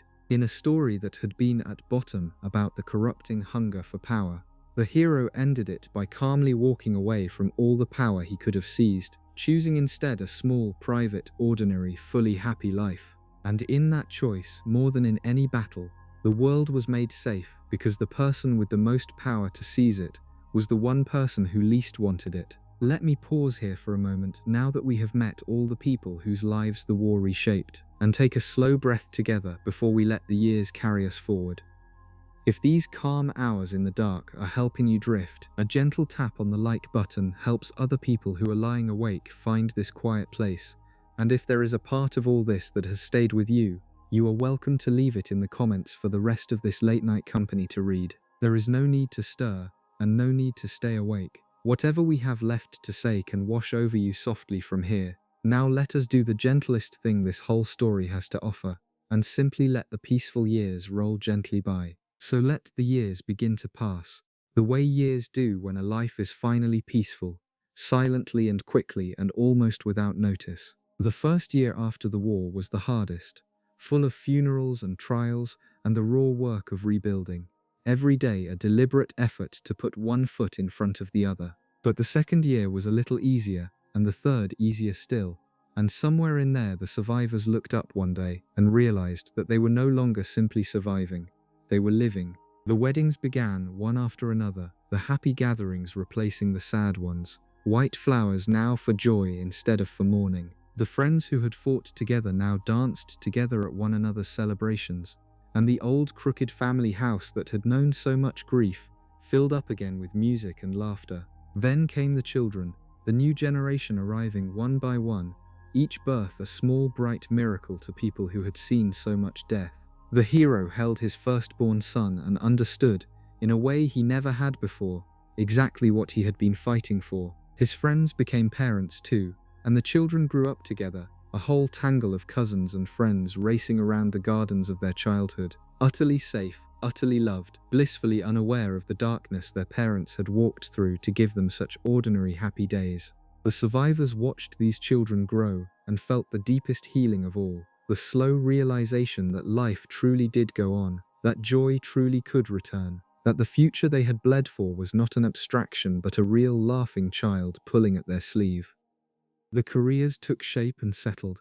The hero rose through the ranks of the dark wizard catchers. His brilliant friend climbed toward the very top of the government.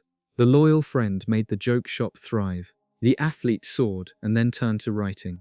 The shy boy became a beloved teacher. The dreamy girl roamed the world chasing wonders. One by one they grew into the fullness of who they were meant to be, doing work that mattered, building homes full of love, becoming the steady, decent, accomplished adults that the frightened young people they had once been could scarcely have imagined. The years gave them the gift the war had nearly stolen, the simple chance to grow up and grow into themselves. And the children grew, which is the surest sign of all that time is passing. Babies became toddlers, toddlers became children. Children edged toward the age when they too would board the train to the great castle school and begin their own stories. The parents felt the strange ache that all parents feel, the bittersweet wonder of watching their children grow up and away from them, of seeing in their children's faces the echoes of lost grandparents and fallen friends. The seasons turned and turned again, Summers and winters rolling past, each one a little more peaceful than the last, until nearly 2 decades had peacefully slipped away, and the hero who had won the war as a boy of 17 was a grown man approaching middle age, with grey beginning to show at his temples and children of his own nearly old enough for school. The war had become, by then, something that happened long ago, a story told to children, a name on a memorial, a distant and fading nightmare. And in its place, where the darkness had been, there was simply a life, full and ordinary and good, lived out in peace through the quiet passing of 19 gentle years. And so we come to a particular morning, 19 years after the great battle, on the first day of September, at a busy train station in the heart of the city. It is the morning the children of that world board the scarlet train that carries them off to school, and the platform is crowded with families saying their goodbyes, just as it has been every year for centuries. Just as it was on the morning the hero himself first found his way there as a lonely boy of 11. But this morning the hero is not a frightened child clutching a trolley. He is a grown man, a husband and a father, walking onto the platform with his own family around him, here to send his children off to the school that shaped him. The platform is full of steam and noise and the happy chaos of departure, owls hooting in their cages, cats winding between legs, trunks being heaved aboard, parents calling last reminders, children half excited and half scared. The hero's eldest is already a seasoned student, full of teasing confidence. His daughter is still too young to go, and clings to her parents, longing for the day when it will be her turn. And his middle son stands nervous on the edge of his very first story, frightened of being sorted into the wrong house at school, frightened in the small ordinary way that every child is frightened on their first day. The hero kneels down to talk to his nervous son, to reassure him, to tell him that he will be loved and accepted no matter what, to ease the small fears of a child the way a good father does. It is a tiny, tender, completely ordinary moment, a parent comforting a child, and it is the whole point of everything. Around them, the other survivors are there too, grown and greying, sending their own children off, the whole extended family gathered on the platform as families do. There are hugs and jokes and last-minute fussing. There is the loyal friend and the brilliant reformer with their 2 children. There is the athlete-turned-writer, the hero's wife, watching her own children prepare to go. The old friends catch one another's eyes over the heads of their children and share the quiet smiles of people who have known one another their whole lives, who have been through the worst together and come out the other side into an ordinary platform on an ordinary morning, sending the next generation off into a safe and peaceful world. And across the platform, half glimpsed through the crowd, stands a figure from the other side of the old story, the son of that proud fallen family, now a grown man himself, with a son of his own to send off to school. The 2 former enemies catch sight of one another.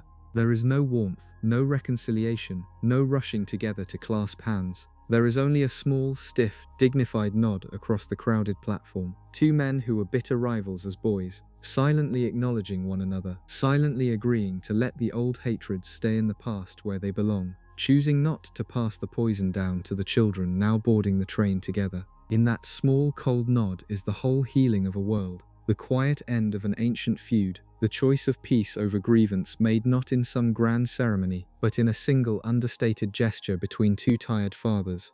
Then the whistle blows, and the great train begins to move, and the children lean out of the windows waving goodbye, and the parents on the platform wave back, watching the scarlet train carry the next generation away toward the castle and the future. The hero stands there with his wife and his daughter, watching the train shrink into the distance, his nervous son aboard it now, off to begin his own story, in a world made safe by his father's generation.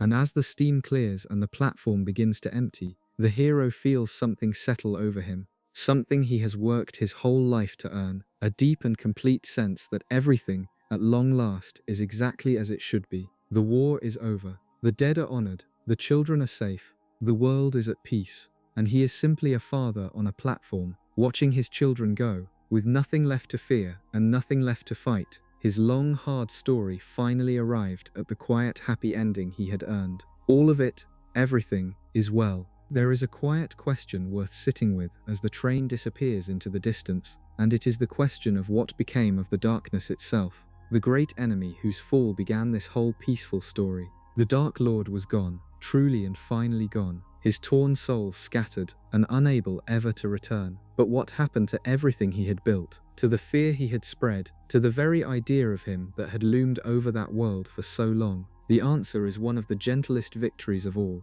He simply faded. The terror that had once made people afraid even to speak his name slowly drained away, until his name became just a name again, a piece of grim history rather than a living dread. Children born after the war learnt it the way they learnt the names of old tyrants in their lessons, as a figure from the past, frightening in the abstract but utterly powerless to touch them. That fading was its own kind of justice, and perhaps the one the Dark Lord would have hated most. He had wanted above all things to be remembered, to be powerful, to conquer death and live forever in glory and fear, and instead he got the opposite of everything he wanted. He died, completely and ordinarily, like any other man. His cause collapsed and was discredited. The pure blood supremacy he had championed became a shameful relic, embraced by no one respectable, and his memory shrank from a world-shadowing terror down to a cautionary story, a warning told to children about where hatred and the hunger for power finally lead.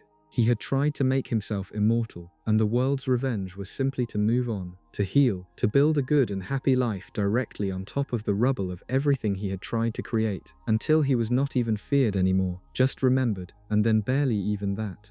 The objects of his power faded too. The terrible things he had made, the hidden anchors of his torn soul, were all destroyed, and the dark magic he had specialized in fell back into the shadows where it belonged, studied by a few, practiced by almost none, guarded against by a watchful new generation. The grand manor that had been his headquarters in the final days returned to its chastened owners and became just a sad old house again. The places he had corrupted were cleansed and restored. Step by step, everything he had touched was reclaimed by the ordinary decent world, scrubbed clean of his influence, returned to peaceful use, until there was almost nothing left to show that he had ever existed at all, except the names on the memorials and the lessons in the history books. There is a deep comfort in that, in knowing that even the greatest darkness, in the end, simply passes, while the ordinary good things endure.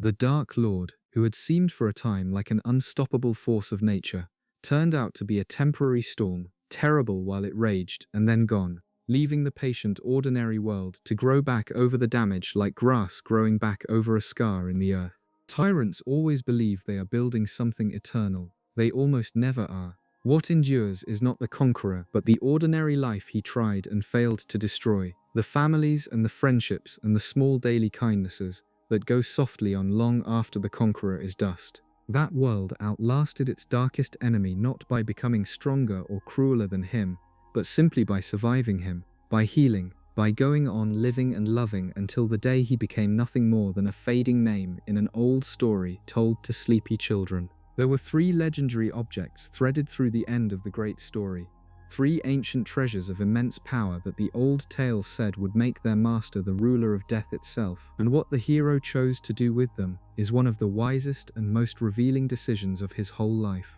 He had, for a brief shining moment at the very end of the war, been the true master of all 3 at once, the only person in history known to have united them. With that power the old legends promised, he could have become undefeatable, the conqueror of death, the most powerful wizard who had ever lived.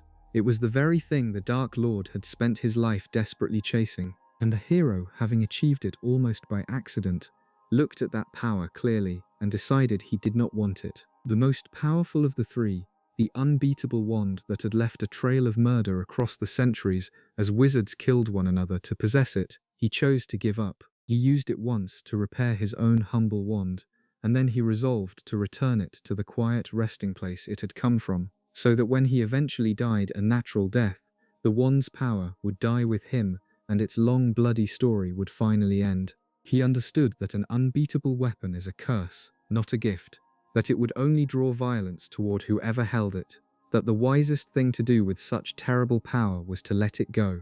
It was the opposite of everything the Dark Lord would have done, and it was exactly right. The second object, a stone that could summon back shades of the dead, he had already lost, dropping it deliberately in a forest in the last hours of the war, and he chose never to go looking for it. He had learned the hard lesson at the heart of that stone, that the dead cannot truly be brought back, that trying to cling to them only brings sorrow, that the loving thing is to let the dead rest and to carry them in memory rather than dragging them half alive into a world they have left. A lesser person might have spent their life searching for that stone, desperate to speak again with lost parents and fallen friends. He let it lie buried in the leaves, and in that letting go there was a deep and healthy wisdom about grief, about acceptance, about the proper relationship between the living and the dead. Only the third object did he keep, and it was the gentlest of the three, a cloak that simply made its wearer invisible, that protected rather than destroyed, that had been passed down faithfully through his family for generations. There was no curse on it, and no temptation in it, only the humble, useful magic of being able to hide and to protect. He kept it as a family heirloom, and one imagines he passed it down in turn to his own children, a gift of safety and mischief handed from one generation to the next. The pattern of his choices tells you everything. Offered ultimate power, he kept only the small kind protective thing and let the rest go. He wanted no dominion over death, no unbeatable weapon, no power to command the departed. He wanted only to protect the people he loved and then to live, and age, and die, like any ordinary person, in the fullness of an ordinary life. In refusing to become the master of death, he became something better, a man fully at peace with being mortal. And that peace was a kind of power the Dark Lord never even understood. On that scarlet train pulling away from the platform rode the beginning of an entirely new story. The story of the next generation, the children who would grow up in the peaceful world their parents had won. The hero's middle son, the nervous boy who had worried about being sorted into the wrong house, would have his own adventures at the old castle school, his own friendships and fears and small dramas. And in a lovely twist that the old enemies could never have predicted, that boy would become close friends with the son of his father's former rival, the two children of bitter enemies finding in each other exactly the loyal friendship their fathers had never shared. The feud that had burned for a generation simply did not survive into the next one. The children, unburdened by the old hatreds, were free to judge one another as individuals, and they chose friendship. This is how the deepest healing finally happens. Not in the generation that fought the war, but in the generation that comes after, the one that inherits the peace without the wounds. The parents could make peace, could lay down their weapons, could even manage a stiff nod across a train platform, but they could never fully escape the memories, the griefs, the old reflexes of suspicion and pain. Their children could. The children grew up knowing the war only as history, with the old divisions stripped of their living force, in a time when a boy from one family and a boy from the other could simply be friends without anyone thinking it strange. In the friendships of the next generation, the war was not just won but truly ended, its poison finally and completely drained from the world. The names carried on too, which was its own quiet kind of immortality. The lost were remembered every time a child who bore their name was called into dinner, or cheered on the playing field, or comforted after a scraped knee.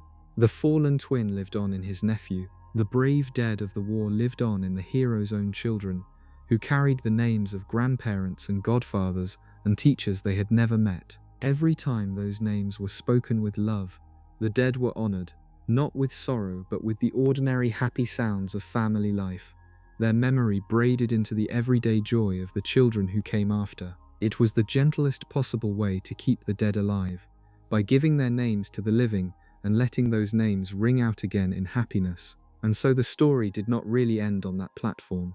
It simply passed the torch. The generation that had fought the war grew older and stepped back, and the generation that had been born into peace stepped forward to live the lives their parents had made possible. The children boarding that train would have their own stories, their own challenges, their own smaller and gentler struggles, the ordinary dramas of growing up, rather than the life and death battles of their parents' youth. That was exactly as it should be. The whole purpose of the war, the whole purpose of all that fighting and dying and rebuilding, had been to make a world where children could have ordinary problems again, where the biggest worry of a first day at school could simply be which house you would be sorted into, rather than whether you would survive the year. The train carrying those children towards such ordinary worries was the most beautiful sight the survivors of the war could possibly have seen. When you step back and look at the whole long aftermath, at all these scattered lives finding their way to peace, a quiet truth begins to show itself, a truth about where the real ending of any great story actually lives. We are taught to think that the important part is the climax, the final battle, the dramatic confrontation between good and evil. And those moments do matter, but they are not where a story truly ends. A story ends in the ordinary days that come afterward, in the slow, patient work of living, in the weddings and the children and the careers and the family dinners, in the thousand small, unremarkable moments that add up to a life well lived. The war was the loud part. The peace was the real part. And the peace was made not of grand gestures, but of ordinary days, stacked one on top of another, year after gentle year. Of weddings and children and family dinners, and small ordinary joys. Let those years roll past you slow and soft, like calm water, like a gentle wind through a field, one peaceful season turning into the next, summers and winters drifting by, nothing dramatic, nothing frightening, just the slow, sweet passage of a life lived in peace. There is something truly soothing in the thought of all those quiet years, all that ordinary happiness stretching out long and gentle and safe. Let them roll through you and carry you with them, drifting on the slow tide of peaceful time, further and further from the cares of the day, deeper and deeper into rest. And let yourself rest now in the long peace at the end of the story, the peace that everyone in it finally found, the peace that you are finding now at the end of your own day. The struggle is over, the weight is down, the people are safe, all is well. There is nothing left but the warm dark and your slow breath and the deep gentle rest that is carrying you away. Let it carry you. Feel the soft refrain carry you. Let the peaceful years carry you. Let the warm dark carry you, down and down, into the deep quiet sleep that waits for you now. The well-earned rest at the end of a long day, gentle and complete and safe. If you would like a warm scene to rest inside of as you drift, picture an ordinary evening at the crooked old family home in the years of peace, the kind of evening that was the whole reward of the war. The house leans comfortably in the dusk, its many crooked rooms glowing warm against the gathering dark. Inside, the big loving family has gathered, grown now, with children of their own underfoot, and the kitchen is full of the warm smells of a good meal and the comfortable noise of people who love one another. The grandmother fusses happily over the crowd, pressing second helpings on everyone. Nearby, the grandfather sits content in his chair, watching his grandchildren play. The old friends are there, the hero and his wife, the loyal friend and the reformer, all of them grown and easy in one another's company. The war long behind them, the evening winds down the way good evenings do. The children, worn out from play, grow heavy-eyed and are carried yawning up to bed. The grown-ups linger over the last of the meal, their talk growing slower and softer, the laughter quieter now, the long comfortable quiet of people who have known one another forever and need no words to be at ease. The fire burns low. Dishes drift to the sink to wash themselves. The warm light glows golden in the windows of the crooked old house, and inside it everyone is safe and fed and loved, settling slowly towards sleep at the end of an ordinary happy day. There is no danger anywhere near this house, no shadow at the door, only warmth and family and the deep contentment of a peaceful evening among people who love one another. Let yourself rest inside that warm scene, as though you were there, a welcome guest at the table, full and warm and drowsy, surrounded by gentle laughter and golden light. Feel the warmth of the fire, the comfort of the full meal, the soft murmur of beloved voices, the deep safety of a happy home at the end of the day. There is nowhere you need to be but here, in this warm, crooked house full of love, with the children asleep upstairs, and the fire burning low, and the people who matter most all gathered close and safe. Let the warmth of it hold you, the way it held everyone in that story, who had fought so hard to win exactly this, an ordinary happy evening in a safe and loving home. And let that warmth carry you down towards sleep, the golden light dimming gently as the evening ends, the voices growing softer and farther away, the warmth of the fire and the meal and the love wrapping around you like a thick, soft blanket. The crooked old house settles into the quiet of the night. The last lamp dims. Everyone is safe in their beds now, the whole loving family, the children dreaming, the grown-ups resting easy, and you are drifting off among them, warm and safe and held, sinking down into the deep, gentle sleep of a peaceful house at night, carried away on the warmth of an ordinary happy evening, into the soft dark of rest. If you would like another quiet place to rest your mind, picture the old castle school as it is now, in the long years of peace, on an ordinary night deep in the term. The towers that were broken in the battle stand whole again, rising dark and gentle against the night sky. The grounds that were once a battlefield are calm now. The grass grown back soft and green over every old scar, the wind moving gently through the trees at the forest's edge, and inside the castle, in the dormitories high in the towers, the children are sleeping, hundreds of them, safe and warm in their beds, the next generation resting easy in the place their parents fought to protect. There is no danger here now. There has not been for a long time. There is only the deep, peaceful quiet of a school at night, full of sleeping children, watched over by the gentle old castle that has stood for 1,000 years. Picture the long, quiet corridors, lit low and soft, the portraits dowsing in their frames, the suits of armor still and silent. Picture the great hall empty and peaceful in the dark, the long tables waiting for the morning, the enchanted ceiling above showing the calm night sky. Picture the headmistress's study high in its tower, where the painted memory of the old headmaster dozes in his frame, keeping his gentle watch over the sleeping school. Everything is quiet. Everything is safe. The whole castle rests in the deep peace of the night, holding its sleeping children gently, the way it has held the children of that world for 1,000 years, and will hold them for 1,000 more. It is one of the safest, most peaceful places in all that world now, and you can rest inside the thought of it. A great old castle full of sleeping children, calm and warm, and watched over through the night. Let the peace of that sleeping castle settle into you, the deep old quiet of a place that has seen everything and endured, that was broken and made whole again, that holds its children safe through every night. You can sleep as those children sleep, completely and safely, watched over by the gentle dark, with nothing to fear and nothing to do but rest until the morning. Let the quiet of the castle be your quiet. Let the peace of the sleeping school be your peace. Let yourself be one more sleeper held safe through the night, resting easy in a world made gentle, drifting deeper and deeper into the soft dark with every slow and easy breath. And let the night carry you onward now, past the castle and the family home and all the gentle scenes, into the simple wordless peace of deep sleep.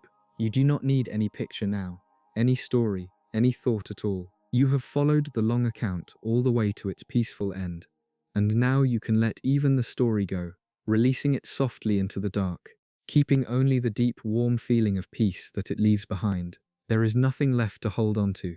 There is nothing left to follow. There is only the warm dark, and your slow breath, and the gentle weight of sleep settling over you, heavier and softer with every passing moment, drawing you down into the deep quiet rest that has been waiting for you all along. From here on, you do not need to listen to the words at all. Let my voice become just a soft sound in the dark, a low, gentle murmur that you no longer need to follow, like the distant sound of someone talking silently in another room while you drift off. The meaning does not matter anymore. You have heard the whole story, and it ended well, and now the words can simply blur into a soft, warm hum that asks nothing of you. Let them wash over you, in one ear and gently away, carrying no weight, requiring no attention, just a quiet, steady sound to keep you company as you sink down into sleep. If you catch a word here and there, that is fine. If you catch none at all, that is better. Let the voice fade into the background of your rest, a soft companion in the dark, while you let go of everything and drift. There is nothing more you need to do tonight. You have lived your whole day and carried it well, and arrived here safely at the end of it, and now your only task is the gentlest one there is, which is no task at all. You do not need to try to sleep. Trying is the opposite of sleeping. You need only to lie here, soft and warm and still, and let sleep come to you in its own time, the way it always does, the way it has every night of your life. It is already on its way. It is already rising up around you, in the heaviness of your limbs, in the slowness of your breath, in the soft blurring of your thoughts. You do not have to reach for it. You have only to let it find you, lying here in the quiet dark, doing nothing at all but resting. Let the heaviness deepen now, the pleasant heavy warmth that means sleep is near. Feel how heavy your body has become, sunk deep into the bed, too heavy and too comfortable to move. Feel the heaviness in your arms and your legs, in your hands and your feet, a warm, pleasant weight holding you gently down into the softness beneath you. This is the body letting go completely, releasing its last hold on the waking world, growing heavy and warm and still as it prepares to slip into sleep. There is nothing to resist and nothing to hold. Just let yourself grow heavier and warmer and softer, sinking deeper into the bed, deeper into the warm dark, deeper into the quiet that is carrying you away, and let the good dreams come, if they will, the gentle dreams that wait on the far side of sleep. Perhaps you will dream of peaceful things, of warm homes and gentle light, and the faces of people you love. Perhaps you will dream of nothing at all, just a deep, soft darkness that rests you completely. Either way is good. Either way you are safe, and held, and carried gently through the night toward the morning.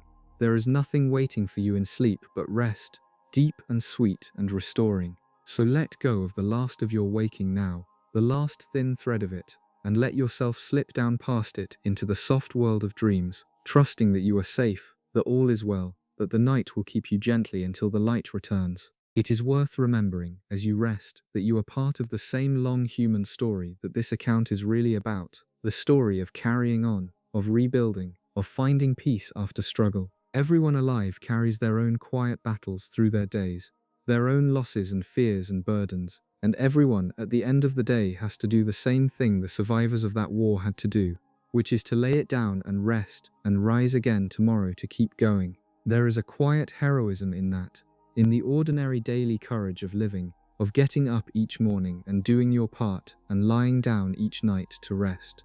You do that, you did it today, and that ordinary steady carrying on is its own kind of victory, the same victory the people in that story won, the victory of simply continuing, of building a life day by day, of finding peace in the ordinary rhythm of waking and working and resting. So let yourself feel a quiet gratitude now, at the end of your day, the same gratitude the survivors felt for their hard-won peace, gratitude for the simple fact of a safe place to sleep, for the day you lived, whatever it held, for the people you love, near or far, for the ordinary peaceful night you are resting in right now, the kind of night that a whole world once fought and bled to make possible. Gratitude is one of the softest, sweetest feelings to fall asleep inside of, a warm, quiet thankfulness for the ordinary blessings of an ordinary life. Let it fill you gently as you drift, a soft, warm gratitude for the peace you are resting in, easing you down into sleep. And if your mind would like something simple to rest on as you sink the last of the way down,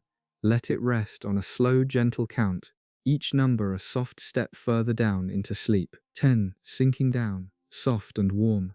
9, heavier now, deeper. 8, letting go a little more. 7, drifting, the day far behind you. 6, the body soft and still. 5, sinking deeper into the warm dark. 4, slower and softer now. 3, almost there, almost gone. 2, the last of the waking slipping away. 1, deep and quiet and safe. There is no need to reach the bottom of the count, or to count at all if you would rather not.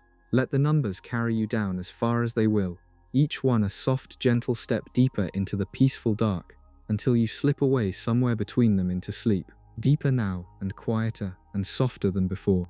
You are nearly there now, at the deep still place where waking ends and sleep begins. There is nothing left between you and rest, but a few slow breaths and a little more letting go. So let go. Let the last of the day dissolve. Let the last of the story fade.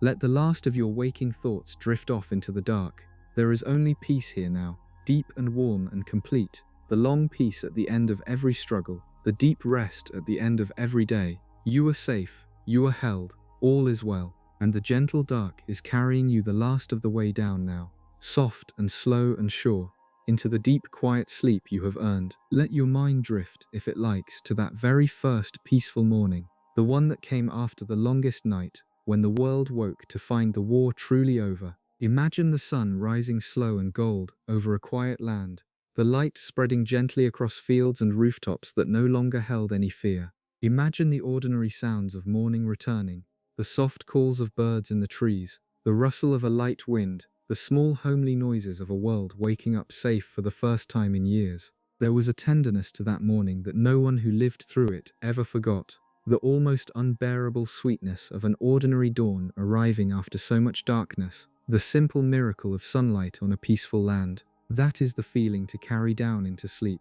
The gentle promise that morning comes, that light returns, that the dawn after the long night is soft and golden and kind. And let the slow turning of the gentle seasons carry you to the peaceful seasons that rolled over that healing world year after year. Picture the first spring after the war, the grounds of the old castle greening again, New grass growing soft over the scars of battle, wild flowers returning to fields that had known only fear. Picture the summers that followed, long and warm and lazy, full of the ordinary pleasures of a world at peace. Picture the autumns, golden and gentle, and the quiet snows of winter settling soft and white over a land at rest.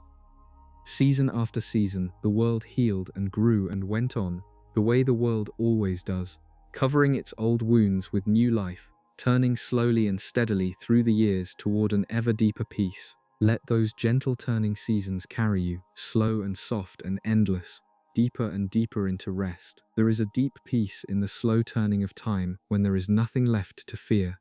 The unhurried passage of days and seasons and years rolling gently onward.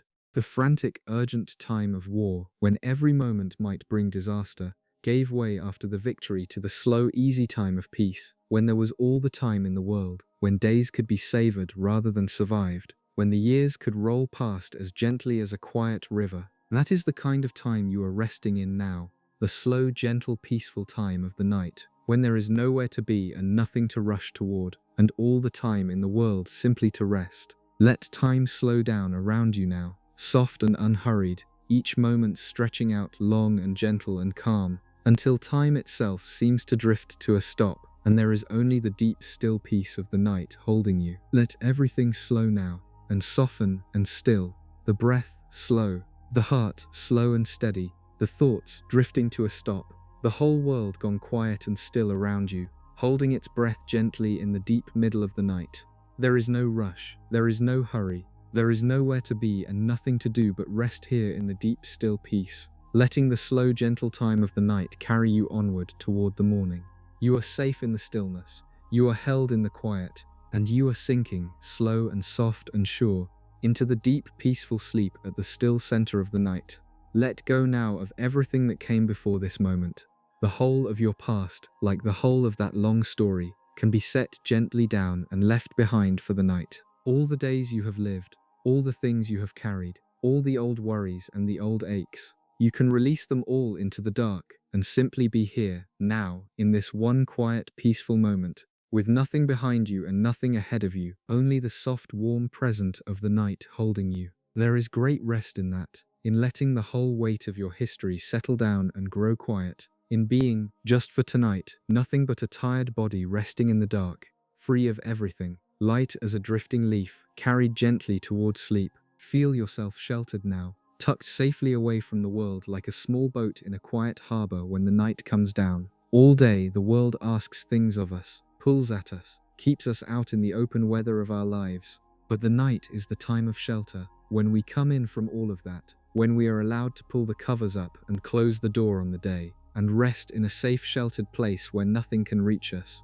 You are in that sheltered place now, tucked warm and safe into your bed, the dark drawn close around you like the walls of a snug harbor, the troubles of the day shut out beyond them. Nothing can reach you here, nothing is asked of you here. There is only shelter and warmth and rest and the deep, safe quiet of a sheltered place at night. Let the sense of shelter deepen into the deep safety that lets a body truly rest. You are safe. Say it gently to yourself if it helps, the way you might reassure a child. You are safe. Nothing is coming, nothing is wrong. The day is done and you are home and you are safe and you can rest. The deepest sleep comes only to a creature that feels truly safe, and you are safe now, completely safe, sheltered and warm and held in the gentle dark, with nothing to fear and nothing to guard and nothing to do but let go and rest. Let that deep safety settle all the way into you, into your body and your breath and your slowing mind, until every part of you understands that it is safe, and softens and lets go, and sinks down into rest, down and down now, into the deep, warm safety of sleep. You are nearly all the way there now, hovering at the soft edge of dreams, held safe and warm in the sheltered dark. There is nothing left to do but slip the last little way down, and you do not even have to do that, for the gentle dark is doing it for you, carrying you down softly, lowering you gently into sleep the way you would lower a sleeping child into a warm bed. Let it carry you. Let yourself be carried. Let the last of your waking dissolve into the warm, safe dark, and let the deep, peaceful sleep rise up and close gently over you, soft and warm and complete, the deep rest you have earned at the end of your long day. Picture all the people of the story resting now too. If it comforts you, the whole cast of them safe and asleep in the peaceful world they made. The hero rests in his warm home, his work done, his children safe, his long fight over, sleeping the deep, untroubled sleep he waited his whole life to earn. His wife rests beside him, and his children dream in their rooms, safe and sound. The loyal friend sleeps above the joke shop, or in his own home full of family, worn out from a day of laughter. The brilliant reformer rests after a long day of making the world fairer. The shy boy turned teacher sleeps near his greenhouses. The dreamy girl sleeps somewhere far away under strange stars, content. The whole great loving family sleeps in their crooked old house, grandparents and parents and grandchildren all safe under one roof. Every one of them, all the people who fought and survived and built the peace, resting now, safe and sound, the way you are resting, all of you held together in the same gentle dark. There is something wonderfully soothing in the thought of everyone resting at once, the whole world gone quiet and safe for the night, every good soul tucked into rest. It is the feeling a child has when they know that the whole house is asleep, that everyone is safe in their beds, that the night has come gently down over everyone alike. You are part of that great quiet rest tonight. One sleeper among countless sleepers, all of you carried together through the dark, all of you safe, all of you at peace. Let yourself settle into that company of the resting, no longer awake and alone, but part of the great gentle sleep that comes over the whole world each night. Held in it, carried in it, safe in it, drifting in it toward the morning. And let the night keep its gentle watch over you while you sleep, the way the peace kept watch over that whole world once the war was won. You do not have to stay alert tonight. You do not have to keep any watch of your own. The night is watching over you, holding you safe in the dark, keeping you gently while you rest. The way a parent keeps watch over a sleeping child. You can let go completely, surrender every last bit of your wakefulness, knowing that you are watched over, that you are safe, that nothing will disturb your rest. The night has you, the dark holds you, the deep gentle peace of the sleeping world surrounds you on every side, and you can rest in it utterly, trusting the night to keep you, sinking all the way down into sleep with nothing held back and nothing left to guard. Rest now, fully and completely, the way everyone in that long story finally got to rest once it was all over. Their struggle ended, and they rested, and they were safe. Your day has ended, and now you rest, and you are safe. Let that be the last gentle thought, the soft, warm certainty of safety and rest, as you slip down past the edge of waking into the deep, quiet dark of sleep. You are safe, you are held. The night is keeping you, and all is well, now and through the long, quiet hours ahead, all the way to the gentle morning. Let your body grow light now, if it likes. As light as it felt heavy before, light enough to float. Sometimes as sleep comes near, the body seems to lose its edges, to grow soft and weightless, to float free of the bed and drift in a warm dark space that has no floor and no ceiling and no walls, only gentle warmth in every direction. Let yourself float there now, weightless and free, drifting in the soft warm dark like something held up by gentle water, rocking ever so slightly, carried nowhere in particular, simply floating in the warm peaceful dark. There is no effort in floating. There is nothing to hold up and nothing to hold on to. There is only the gentle warm drift, carrying you softly along, deeper and deeper into the peace of sleep. Feel a gentle warmth spreading through you as you float, a soft, pleasant warmth that starts somewhere in the center of you and spreads slowly outward, into your chest, your arms, your legs, all the way to your fingers and your toes. It is the warmth of safety, the warmth of rest, the warmth of a body letting go completely and sinking into sleep.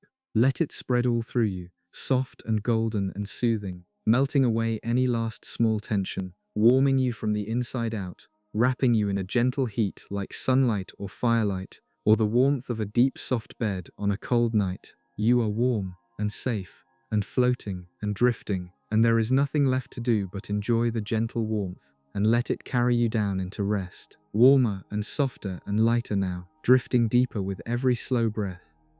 The warmth holds you, the dark holds you, the gentle drift carries you onward, further and further from the shores of waking, deeper and deeper into the soft warm sea of sleep.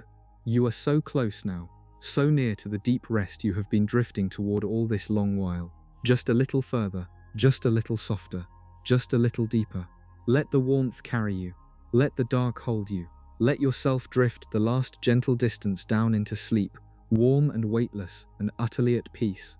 And let your mind grow quiet now, as quiet as the deep middle of the night, as quiet as a peaceful world long after a war has ended. The thoughts have nearly all drifted away now, and the few that remain are soft and slow and far apart, fading even as they form. Soon there will be no thoughts at all, only the deep soft quiet of a resting mind, the gentle blankness of sleep. Let that quiet come. Do not reach for it or wait for it. Simply let it settle over you. The deep peaceful quiet that means sleep has nearly arrived. The mind grows still. The breath grows slow. The body floats warm and weightless in the dark. And the deep quiet sleep rises up gently to take you, soft and warm and complete. There is a quiet truth at the very heart of this whole long story, and it is a gentle one to carry down into the deepest part of sleep. The truth is that peace, ordinary peace, is the greatest victory there is. We tell stories about battles and heroes and dramatic last stands, but the real prize at the end of every such story, the thing all the fighting was ever for, is exactly this: a quiet, ordinary night, a safe home, a sleeping family, a world at rest.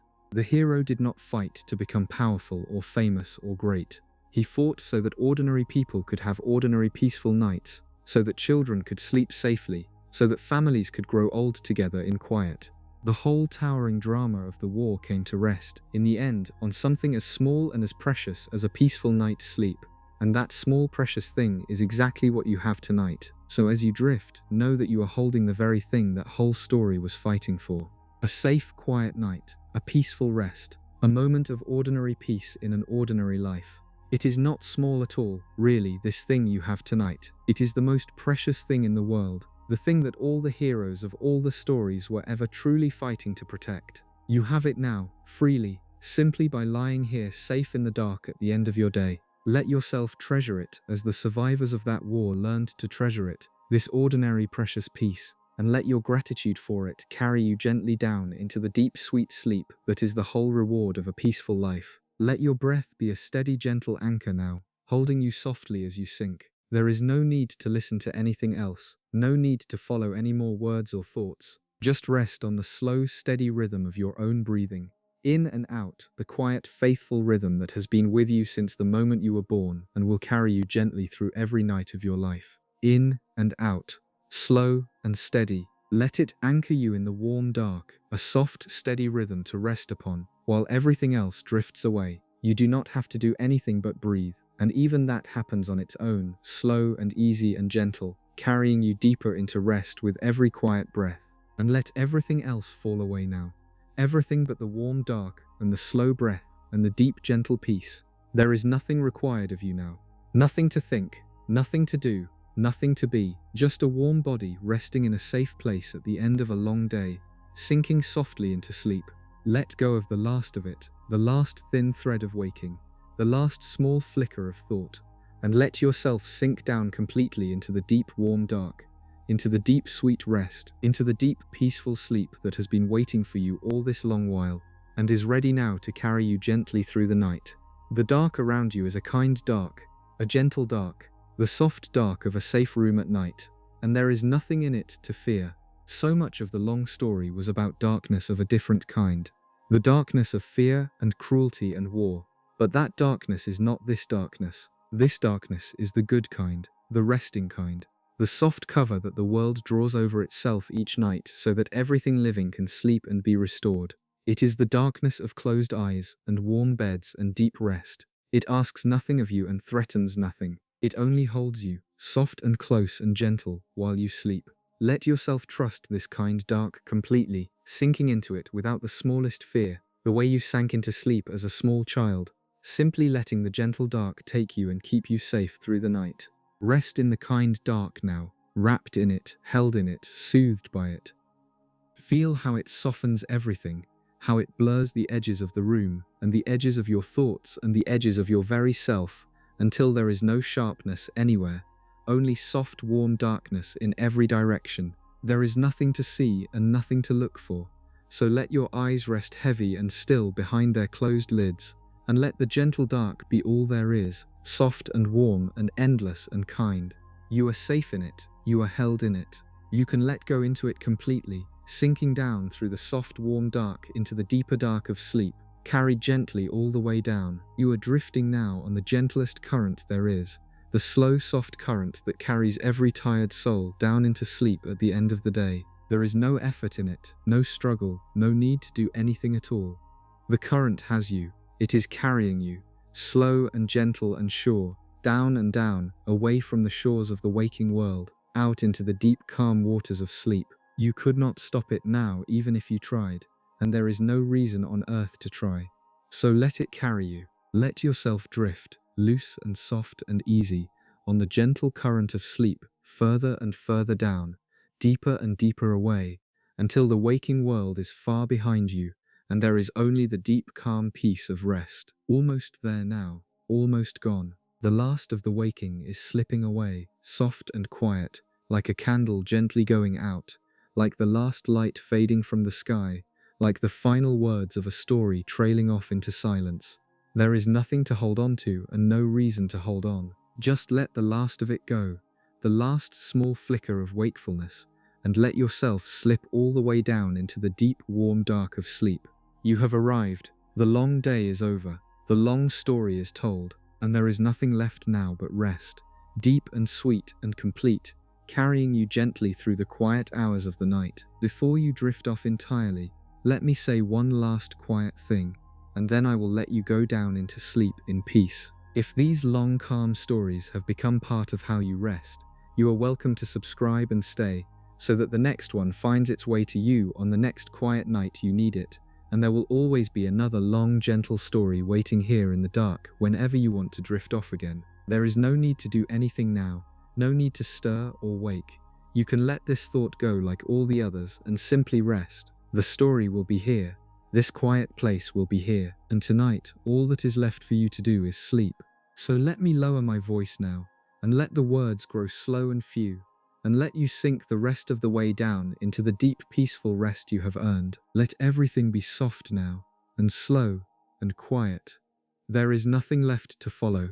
There is nothing left to know. The whole long story is told, from the dust of the final battle all the way to the gentle peace of the years that came after. And you can let all of it rest now, the way you are resting, complete and finished and at peace. Let the last images fade. Let the last words blur. Let the warm dark close gently over everything, soft and kind and deep, holding you safe as you slip down into sleep. Down now, softly, into the deep warm quiet. Your body heavy and at ease, your breath slow and gentle, your mind still and soft and nearly asleep. There is only the warm dark now, and the gentle peace, and the deep slow drift of sleep carrying you onward.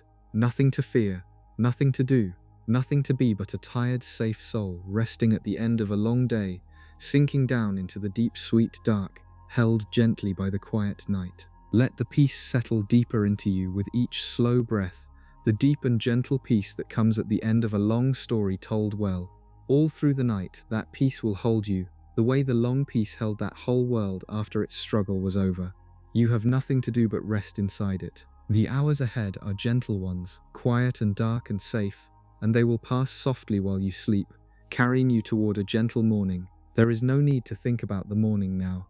There is no need to think about anything. There is only this deep, soft peace, and the warm dark, and the slow, gentle rhythm of your breathing, easing you further and further down into rest. Everything is quiet now. The day is far away. The story is finished. The world outside is dark and still, and you are safe and warm in your bed, sheltered from all of it, with nothing left to do but sleep. Feel how completely you can let go now, how there is nothing holding you to the waking world anymore. Nothing you must do or watch or carry. You are free to rest completely, free to sink all the way down, free to give yourself over entirely to the deep sweet sleep that is waiting to take you. So let go, let yourself rest, let the warm dark carry you down into sleep. So soft now, and so slow, and so deep, your breathing slow and even, your body warm and heavy and still, your mind quiet, the thoughts nearly gone, only a soft drifting dimness where the busy day used to be. You are right at the edge of sleep now, the gentlest of all borders, and you are slipping across it softly, without a sound, without a stir, drifting from waking into dreaming as easily as a leaf settling onto still water. There is nothing to mark the crossing. There is only the soft continuous drift, down and down, deeper and deeper, from the quiet of rest into the deeper quiet of sleep. Rest now, rest softly and sweetly and long. You are safe, and you are held, and all is well, and the gentle night will keep you until the morning. Let the last of your waking dissolve into the warm dark. Let the deep peaceful sleep rise up and take you completely, and let yourself drift, soft and safe and at peace, all through the quiet hours of the night, carried gently toward the gentle light of morning. If any small thought still stirs, let it be a peaceful one, and then let even that drift away. Perhaps the soft image of a quiet train carrying its passengers gently through a green and peaceful country, the world rolling by slow and calm beyond the windows, everyone aboard safe and drowsy and content. Perhaps the soft image of a warm window glowing gold in the dark, a safe home with its family asleep inside. Perhaps no image at all, only the soft warm dark and the deep quiet. Whatever rises, let it be gentle, and let it pass, and let it carry you a little deeper as it goes. You are sinking softly now, past thought, past image, past everything but the deep warm peace of sleep, and there is nothing to do but let yourself go on sinking, down and down, into the quiet. The whole world is resting now, and you are resting with it. All the busy noise of the day has faded into the deep soft silence of the night. All the cares and the tasks have been set down. All the people near and far are sleeping or settling toward sleep. The whole tired world drawing the gentle dark over itself and letting go. You are one small safe part of that great quiet rest, held in the same gentle dark as everyone else, carried with them through the night toward the morning. There is deep comfort in that, in resting as part of the whole sleeping world, no longer awake and alone, but folded gently into the great soft quiet that comes over everything each night. Let it hold you, let it carry you, let it ease you the rest of the way down into sleep. Slower now, softer now, quieter now, the breath barely stirring, the body fully at rest, the mind nearly silent, only the faintest soft drift of fading thought, growing dimmer and farther with each slow moment. You are almost fully asleep now, hovering in that last soft dimness before the deep dark of true sleep, and there is nothing left to do but let yourself slip the final gentle distance down. No effort, no reaching, just a soft continuous letting go, sinking deeper and deeper into the warm quiet dark, until the last flicker of waking fades away entirely, and there is only the deep sweet peace of sleep. You have done enough, you have carried enough, you have lived this day fully, and now it is over, and you are safe, and you can rest. Let that be the deep soft truth you fall asleep upon, the gentle certainty that you have done enough, and that it is time now to rest. The world will keep turning gently through the night without your watching over it. The morning will come without your reaching for it. There is nothing left for you to hold or do or carry. There is only rest now, deep and warm and well-earned, rising up to take you, carrying you softly down into the quiet dark where all the tired and the safe and the loved lie sleeping. Feel the slow, steady beat of your own heart, quiet and faithful in your chest, slowing now toward the gentle rhythm of sleep. It has carried you all through this day, all through this life, never asking anything, never stopping, and now it slows and softens as you rest, beating slow and easy and calm. Let it be a quiet comfort to you, that steady gentle rhythm, the soft drum of a body safe and at rest. You do not have to listen for it or think about it. Just know that it is there, slow and steady and faithful, carrying you gently through the night, and let its calm, slow rhythm draw you deeper into the soft, warm dark of sleep. The silence around you is a full and gentle silence, soft as a thick blanket of snow, deep as the quiet of a sleeping world. There is nothing in it that you need to listen for, nothing that you must attend to, only the deep, soft quiet of the night holding you.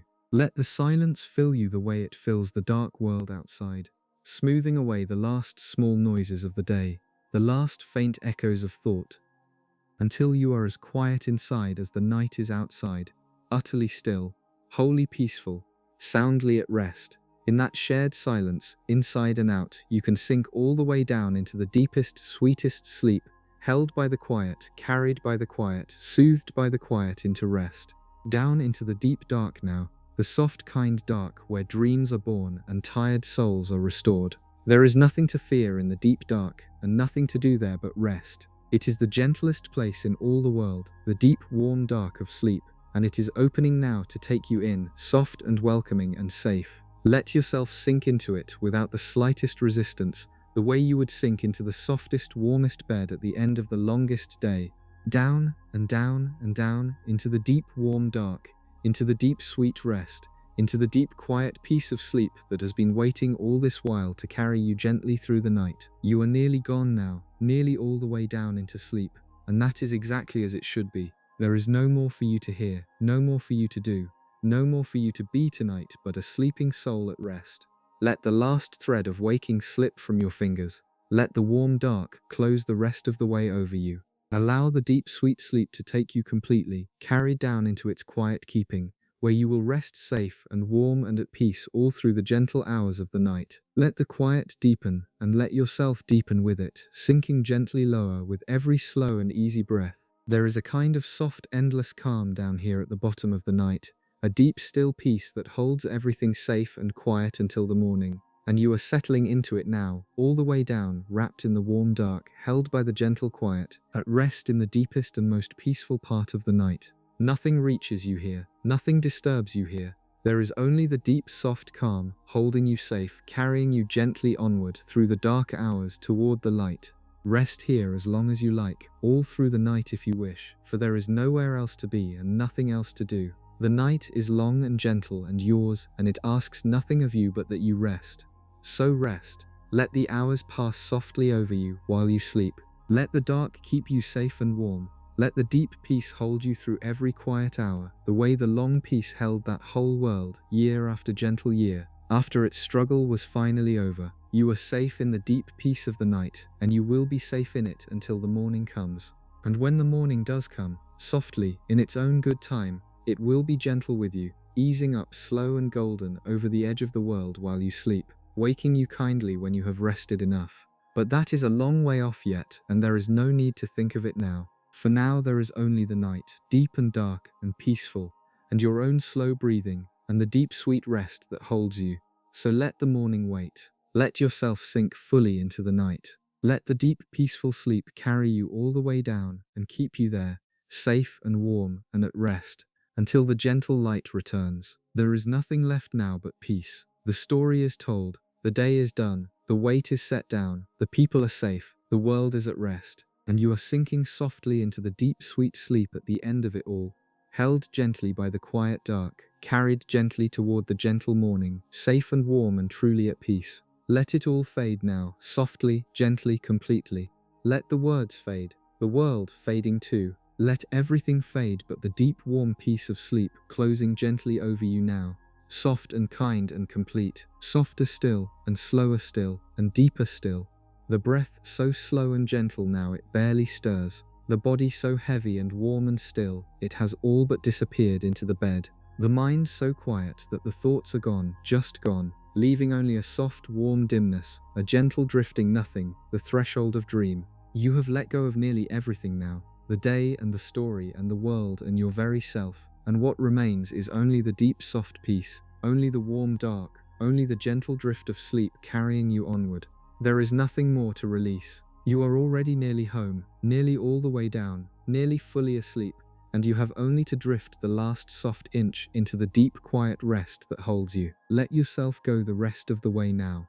There is no reason to stay even a moment longer at the surface of waking. Everything down here is soft and warm and safe, and everything up there has been set down and finished and released. So slip the rest of the way under, gently, easily, the way the sun slips below the horizon at the end of a long calm day, the way a candle's flame settles softly into dark, the way the last note of a lullaby fades sweetly into silence. Down you go, soft and slow and safe, into the deep warm dark, into the deep sweet sleep, into the deep quiet peace at the heart of the night. And there you can stay, resting completely, all through the gentle hours, held safe and warm and still in the quiet keeping of the night.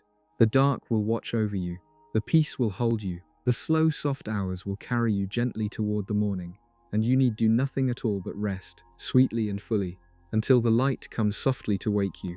You are safe, you are warm, you are held, you are at peace. and the whole long quiet night is yours to rest in, gentle and deep and kind, from now until the morning. Let the deep peace of this night be a gift you give yourself freely, the same gift the survivors of that long story gave themselves once their struggle was finally over. The simple permission to lay everything down and rest. You have earned it just as surely as they did, through the ordinary courage of living your day and carrying what you had to carry and arriving here, safe and tired, at the quiet end of it. There is nothing more being asked of you tonight. There is no more for you to do.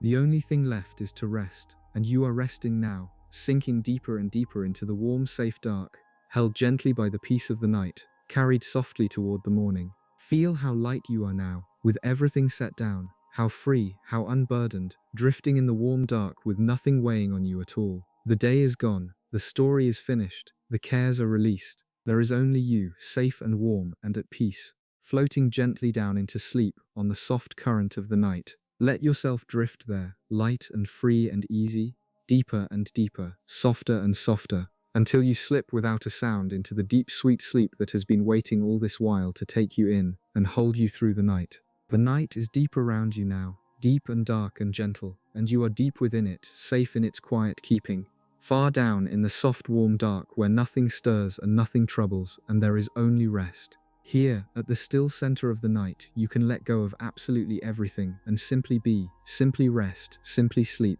There is no edge left to hold to, no thought left to think, no task left to do. There is only the deep warm dark, and the deep sweet peace, and the deep quiet rest, holding you, keeping you, carrying you gently through the long soft hours of the night. So rest now, fully and softly and sweetly. Let the warm dark hold you. Let the deep peace keep you. Let the gentle night carry you all the way through to the soft gold morning, watching over you with every quiet hour, keeping you safe and warm and at peace as you sleep. You have followed the long story all the way to its gentle end. You have set down the weight of your day. You are safe and you are held, and all is well. There is nothing left to do now but sleep, utterly and peacefully, through the long quiet night. Sleep now, rest now, drift gently down into the deep sweet dark, and let the peaceful night hold you until the morning. Sleep well, rest soundly. Good night.